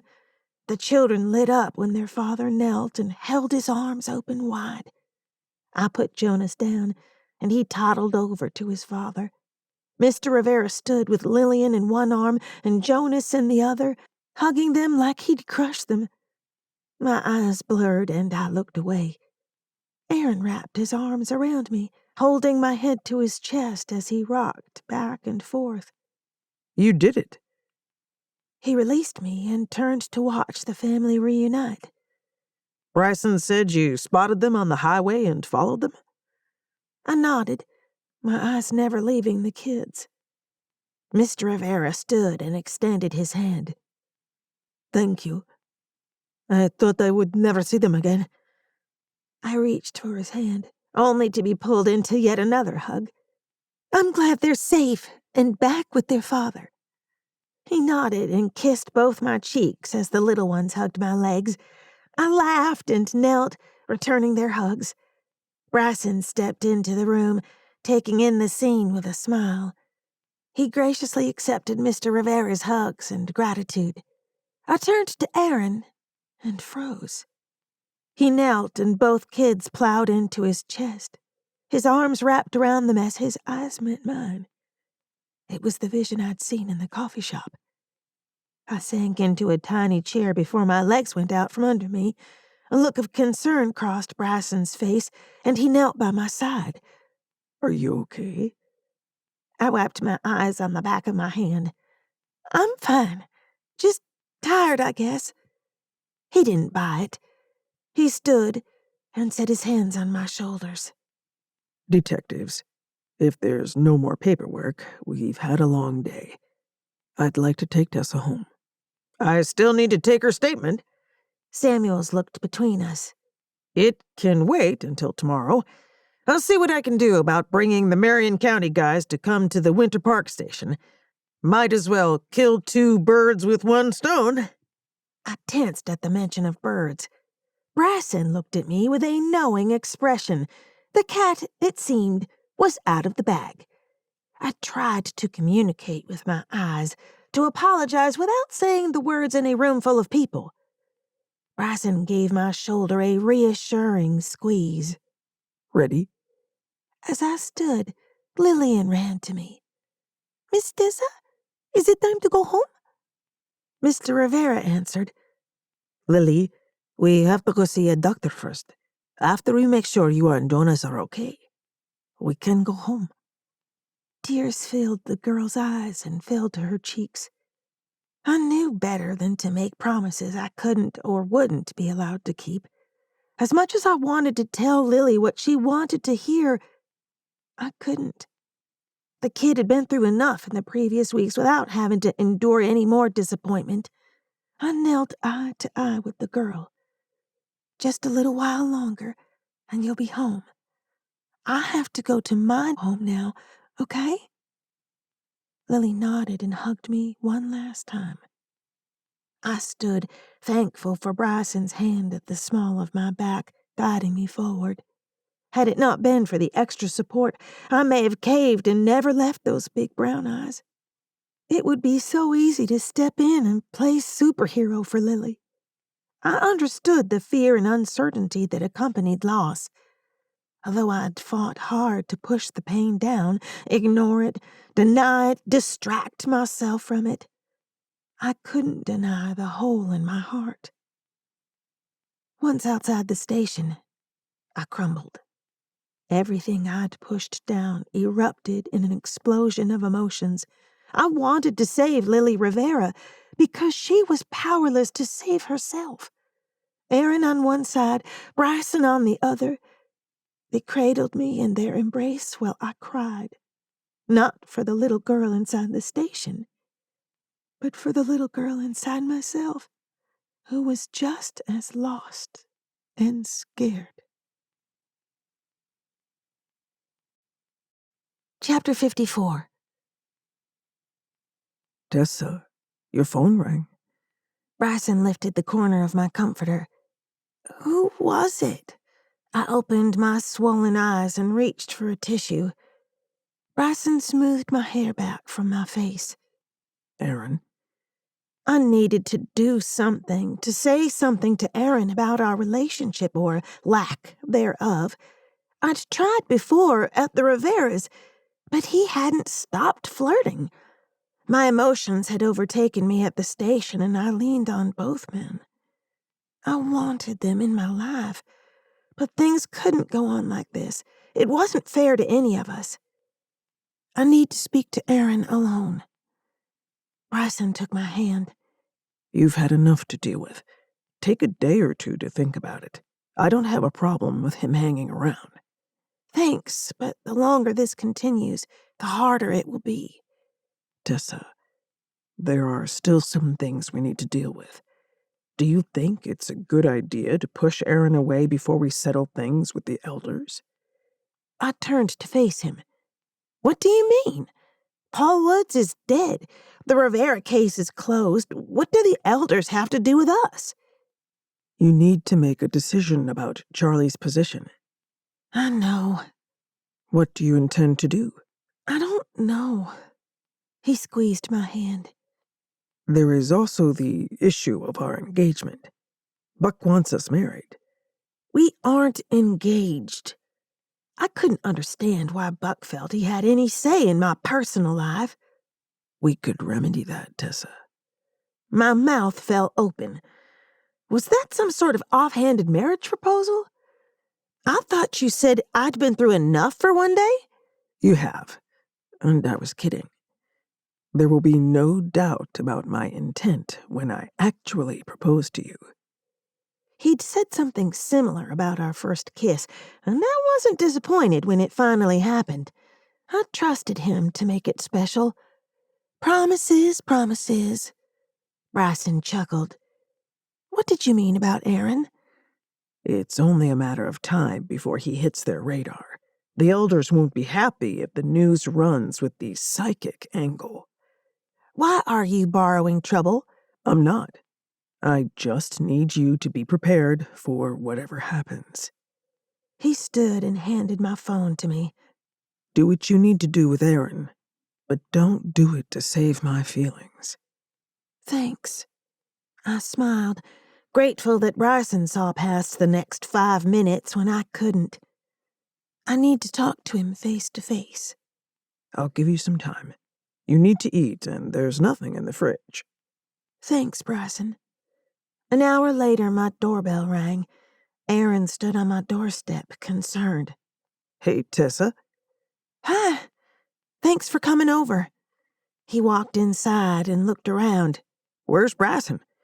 He went to get some groceries. Are you feeling better? After a restless night of crying and too little sleep, my image could have scared a buzzard off roadkill. A little, I guess. We need to talk. I know. He sat beside me on the couch. Let me say something first. I nodded, though I didn't want to let him speak first. I worried that he'd say something sweet and I'd lose my nerve. I know you and Bryson have a bond. I get it. You share a secret. We do, but there's more to it. Let me finish. I've been acting like a jackass since I woke up in the hospital. When they told me how close to death I was, it scared me. Then Bryson told me he saved my life, and I was blown away. He's a good guy. But so am I. I have feelings for you, Tessa. I don't want to lose you. His confession hurt worse than I thought it would. They both had feelings for me, and I for them, but I realized my feelings for Bryson were different. I wondered if I'd feel so drawn to him if we weren't both Nunahi, but I couldn't change what I was any more than I could change the color of my eyes. You're an amazing man, Aaron. But He leaned forward and set his elbows on his knees. But we can't be together. I have no right to ask, but I would love to remain friends. I understand if that's not enough for you. He hung his head. do you love him? Yes, you're right. We share a bond that's difficult to understand. I won't say I'm thrilled about it, but if he makes you happy, then I'm happy for you. He does. Aaron turned to me. Friends? I smiled, feeling the tension leaving my body.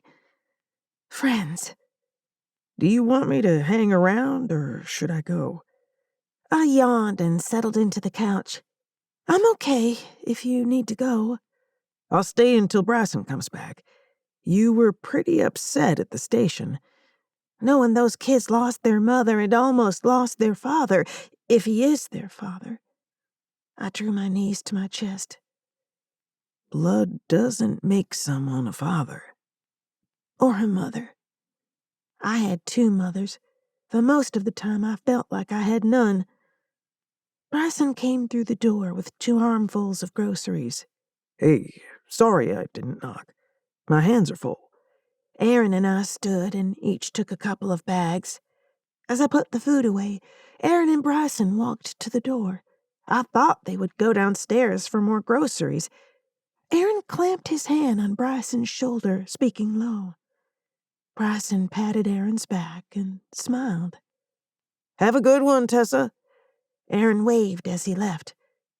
Bryson came into the kitchen. Are you okay? I'm exhausted. Hungry? He took my hand and pulled me to him. Starving. Sit down and put your feet up while I cook some breakfast. I plopped on the couch and grabbed the remote. What did Aaron say to you? He told me I'd have to deal with him and Samuels if I hurt you. Nice. I flipped through the channels and stopped on the morning news. Nothing to worry about. I don't intend to hurt you. Oh, crap! I leaned forward as video footage of the press conference played on the television. Bryson! Oh, God! We're on the national news! Chapter 55. I'd better call Haley. I grabbed my phone and walked toward the bedroom. Bryson nodded. Do you know what you're going to do? What can I do?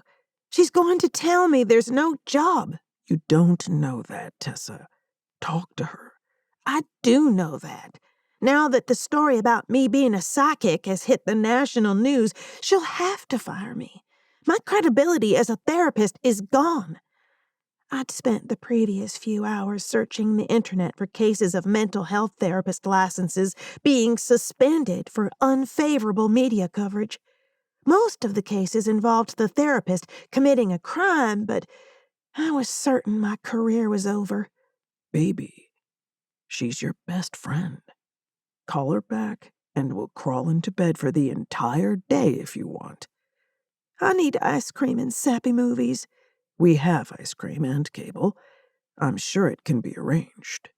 Bryson grinned. I wanted to throw something at him. How could he act so casual when I was about to lose my job? Fine. Give me 5 and come rescue me. Bryson kissed my cheek. I'll be in the living room. Out of respect for Haley and her family, I knew I should decline their job offer. But I needed a paycheck. My meager savings account needed life support, and without an income, I couldn't pay next month's rent. Hi, Haley.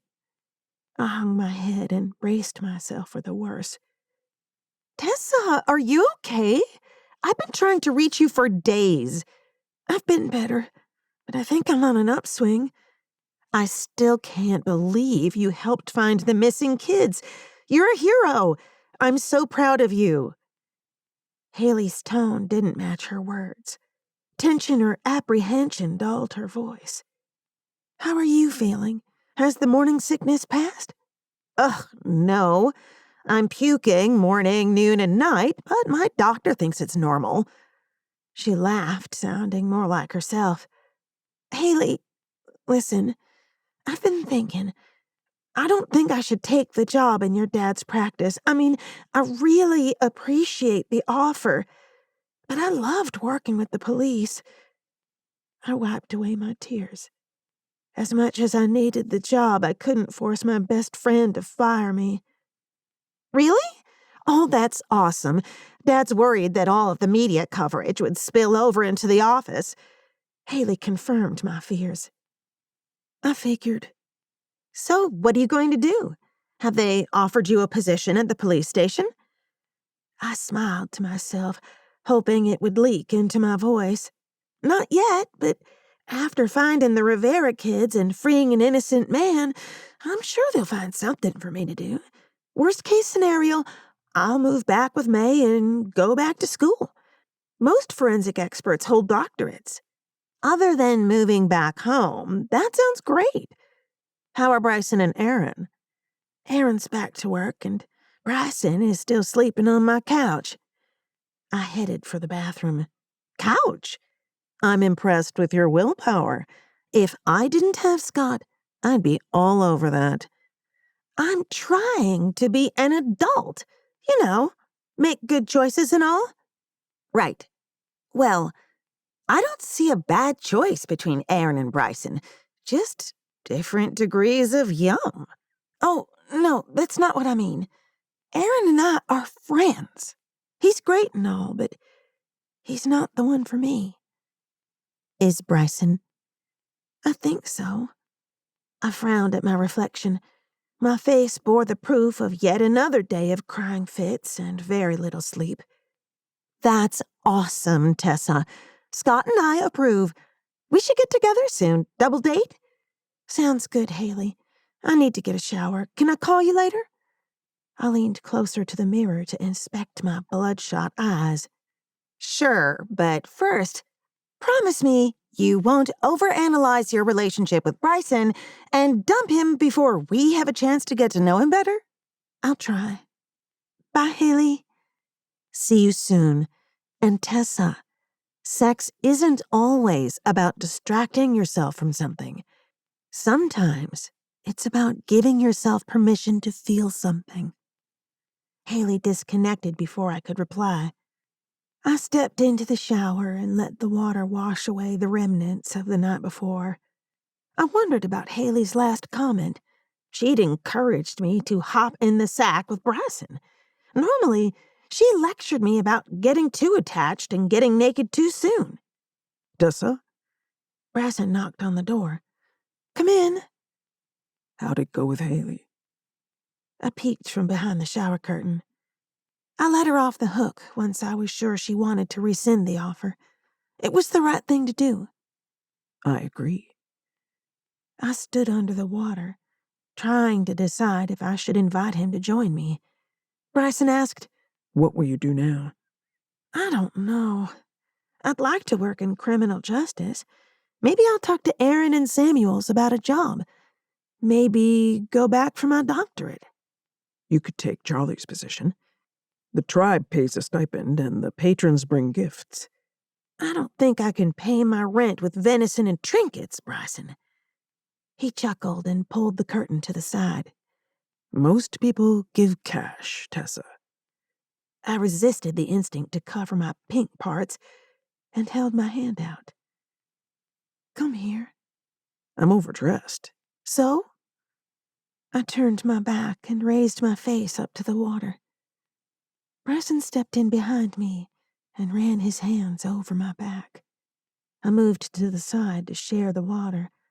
I'd invited him in, but with him here, my courage faded into uncertainty. He soaped my sponge and motioned for me to turn. Bryson moved my hair over my shoulder and ran the soapy sponge over my back. Come to the mountains with me, he whispered. I could use a vacation. Not a vacation, Tessa. I turned and met his eyes. You want me to live with you? I do. I can't leave May and Dottie. Was this it? Then I'll stay in Florida with you, if you'll have me. I can't ask you to move here for me. I rinsed my back and reached for a towel. Bryson grabbed my hand and pulled me against his chest. You aren't. I'm offering. Do you want me to stay? Yes. I tilted my face toward his, and he leaned in to kiss me. He cupped my face as he explored my mouth, drawing me in until I wrapped myself around his body. Bryson moved his hands down my sides to my hips and lower still. I rolled my hips forward, desperate for him. He turned my back to the wall and dipped his head to my chest, circling my nipple with his tongue. I curled my fingers in his hair, holding on to him for support. The doorbell rang. Bryson glanced at me, his mouth still fastened to my breast. Ignore it. I tugged his hair. On the third ring, Bryson stepped out of the shower and wrapped a towel around his waist. I dried myself and slipped into my singed robe. Voices rose in the front room. Oh, God, was that Darlene? Bryson, will you give us a minute? I said as I walked into the room. Of course. He turned and went into the bedroom, closing the door behind him. Darlene grinned at me, quite proud of herself. Am I interrupting something? Please sit. I refused to defend myself or what I may or may not have done in the shower. Darlene sank into a chair. I knew you were lying to me when you said there was nothing going on. Why are you here? I've been calling, and you haven't returned my calls. She looked around the room and back to me. We need to get to work on the sidekick business. We can use Dottie's house. I think we...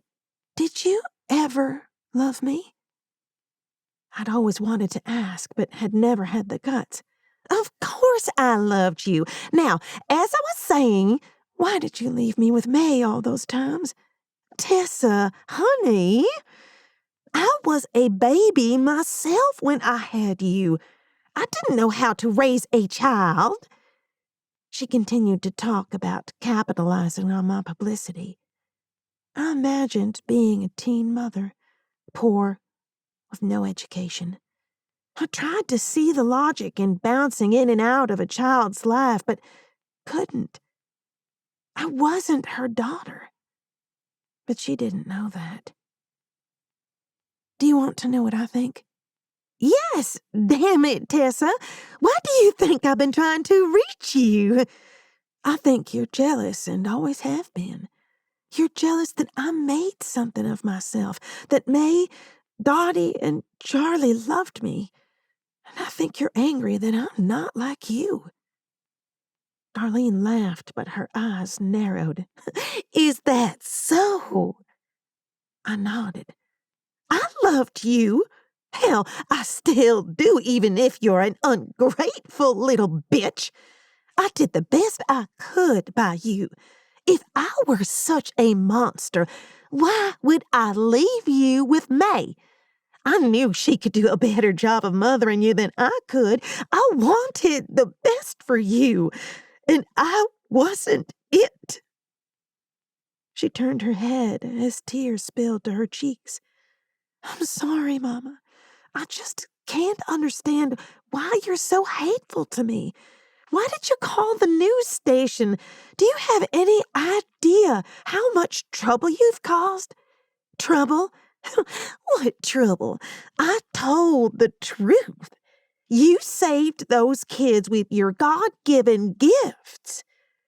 People either don't believe or are afraid of anything different than themselves. This was a high-profile case. When the reports said a psychic was involved, it raised red flags. I waved my hand. It doesn't matter. I lost my job and will probably lose my counseling license. Which is why we need to open a psychic shop. Darlene punctuated each word with a pause. I can't open a psychic shop. Why not? Bryson walked into the room and sat beside me. Because she's not the psychic. I am. Darlene's eyebrows crawled into her forehead. You are? Yes, ma'am. And I can't go into business with you. I don't believe in profiting from my God-given gifts. Bryson stood and offered her his hand. I hate to be rude, but Tessa and I have an appointment. I stood as Darlene took Bryson's hand. Her cheeks flushed, and for once in her life, she didn't argue. Thanks for settling that, Bryson. No problem. He smiled and ushered her toward the door. I stepped forward and hugged her. I love you, Mama. Thanks for answering my questions. I hope one day we can be close. Darlene pulled back and looked at me. Her lower lip trembled as she nodded. I'd like that too, Tessa. I really would.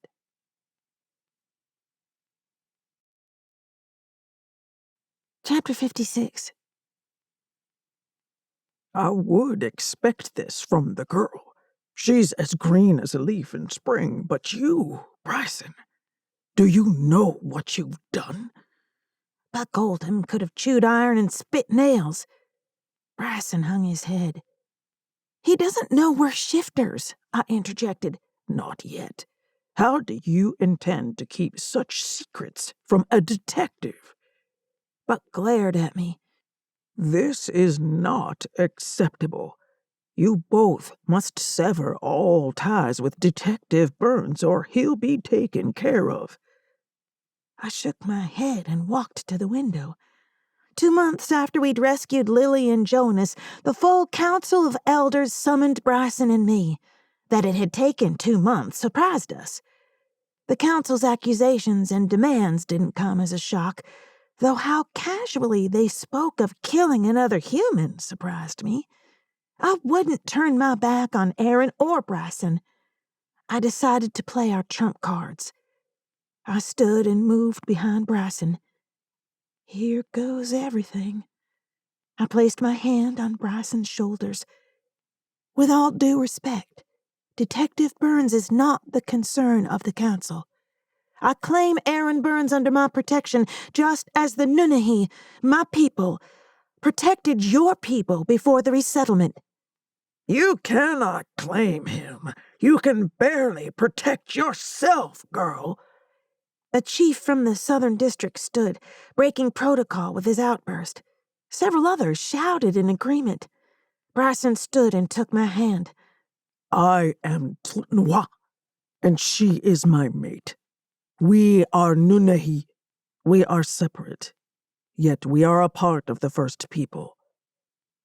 A collective gasp rose through the gathering, followed by more shouting. Not all the elders gathered had witnessed my first appearance as a firebird. Rumors, like flies, buzzed in a frenzy one moment and were forgotten the next. Even the fact that I'd survived numerous attacks by a skinwalker hadn't impressed the group. They needed to see it with their own eyes, and even then, some still wouldn't believe. Hand in hand, Bryson and I stood in the center of the gathering and slipped from our human forms. I burned as bright as the ceremonial fire that blazed a few feet away, yet Bryson was unharmed by my flames, licking along his wings.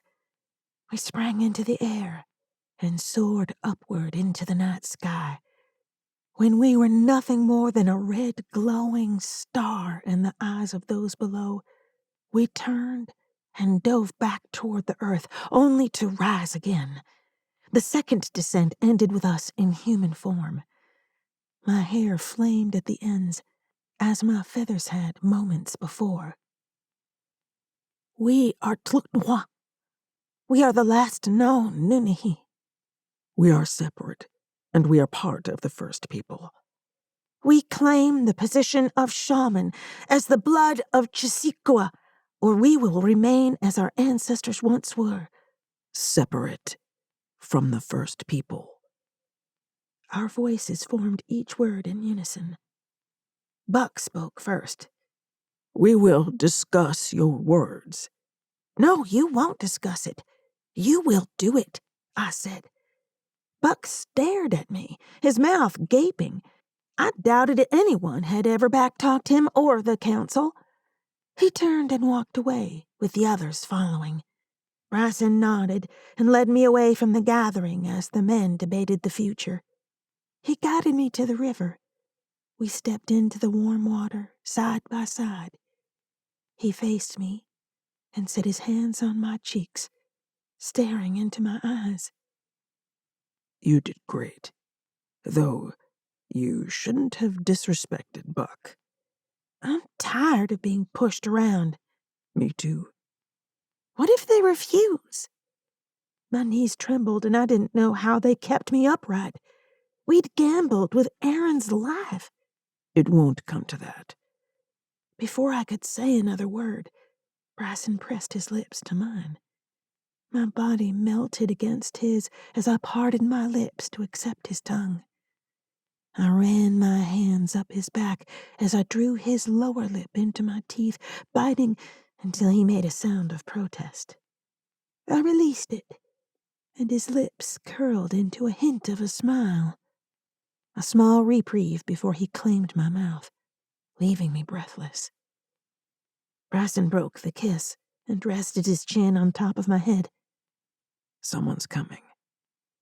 We can never finish what we start. I eased from his embrace.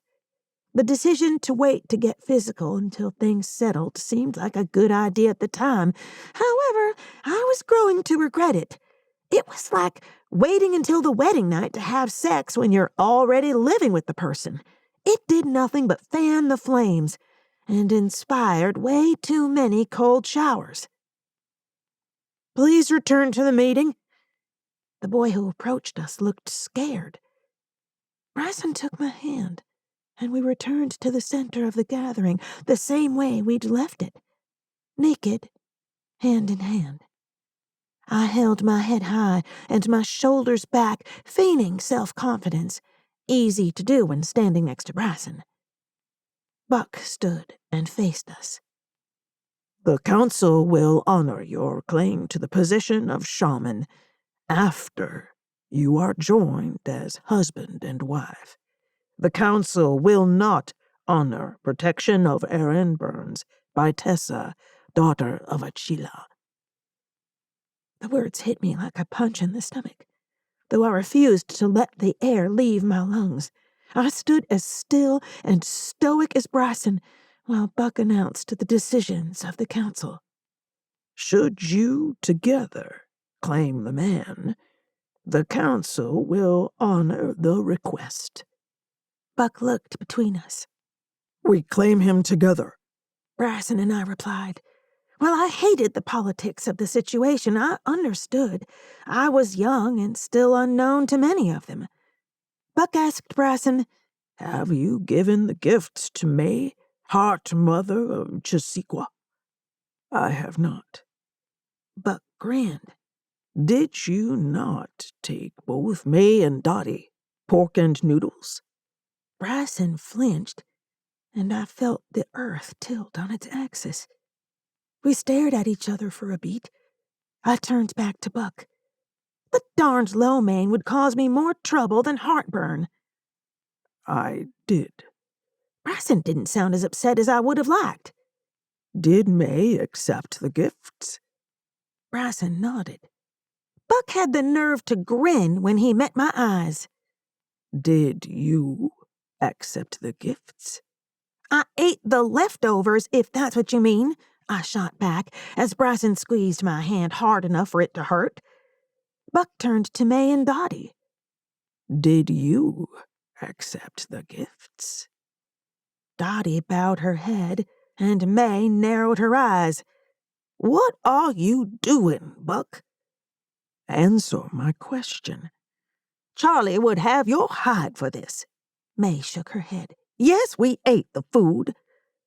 So, you had the bridal feast with the women of your family? He made the question a statement. Bryson, while you were here, you shared a feast with the men before your intended came into your room, wearing nothing but a blanket. Bryson nodded. I had no idea what my going to his room had to do with this situation, other than to imply we'd had sex. Nothing happened in his room, I said. What happened or did not happen behind closed doors is not our concern. The matter is settled. Buck smiled and motioned to someone in the crowd.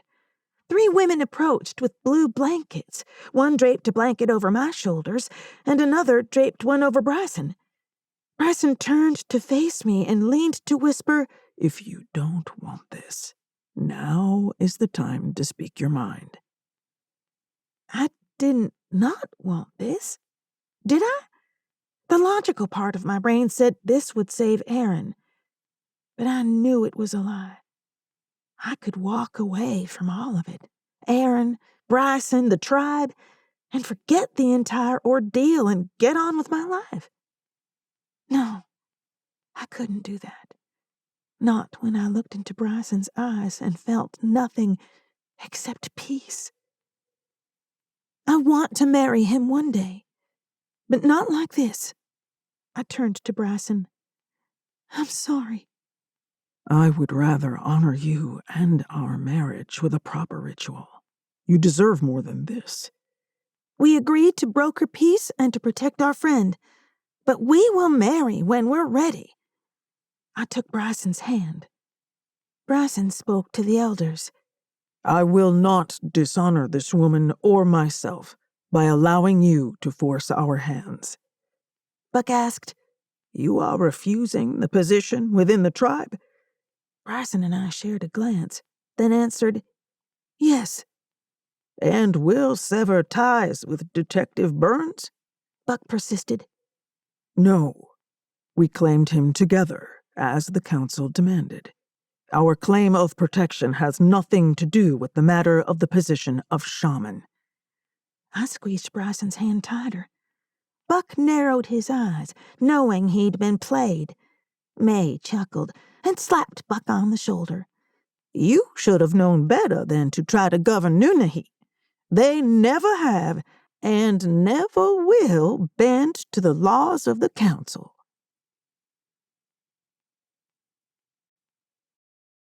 Chapter 57. Dottie and I sat in lawn chairs, soaking up as much of the Florida sun as our fair skin would allow. The days were growing shorter, and the humidity had fallen to a comfortable level. Winter in Florida was pure bliss. There were fewer bugs, and the skies brightened. Bryson busied himself tending to the new barbecue grill, which he'd bought for May on her 87th birthday.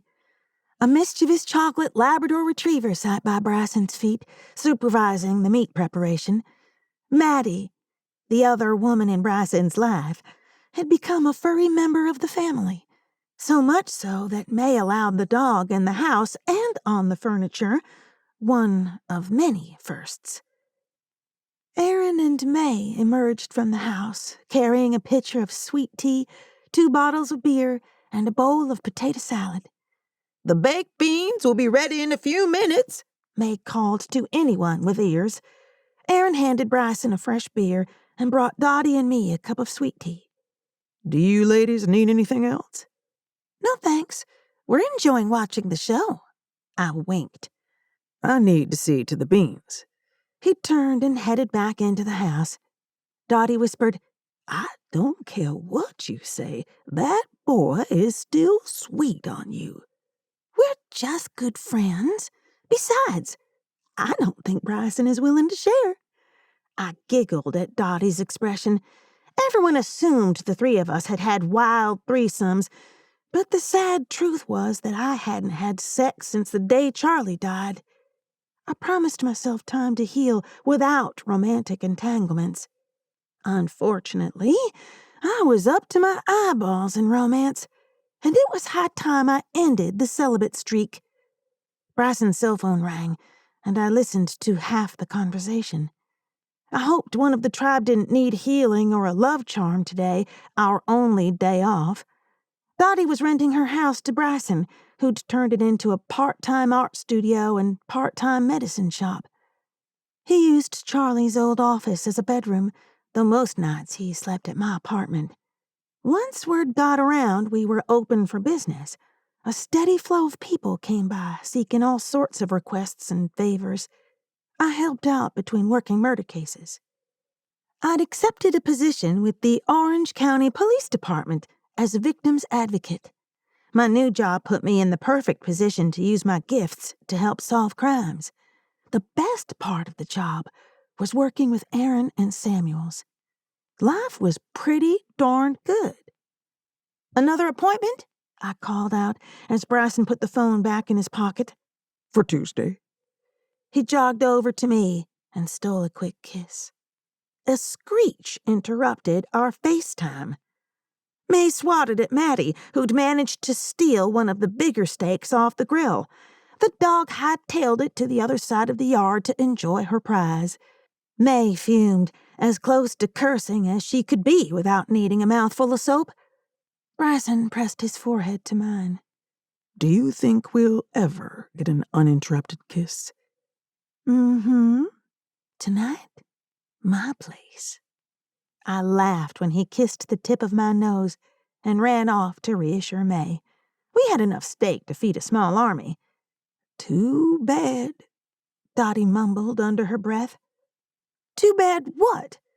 Too bad they wouldn't share you.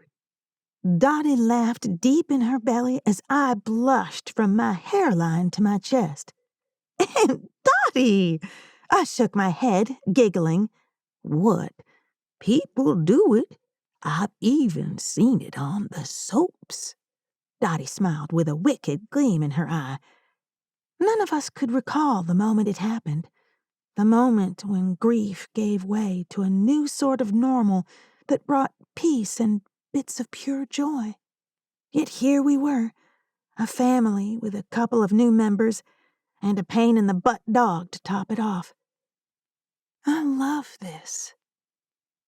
The breeze picked up, and the cobalt blue and clear bottles in the bottle tree clanked together, reminding me of Charlie. "Do you hear it?" Dottie turned her head toward the tree, smiling as she closed her eyes. "Yes, ma'am." The breeze carried the sweet, whistled tune from the tree to the garden. The rustle of leaves and the clanking of bottles mingled perfectly into the song. "Yes, I do." The end. This has been The Spirit Tree, Tessa Lamar Novels, Book 1, Volume 1. Narrated by Holly Adams, a member of SAG-AFTRA. Copyright 2016 by Wyndham House. Production copyright 2017 by Wyndham House.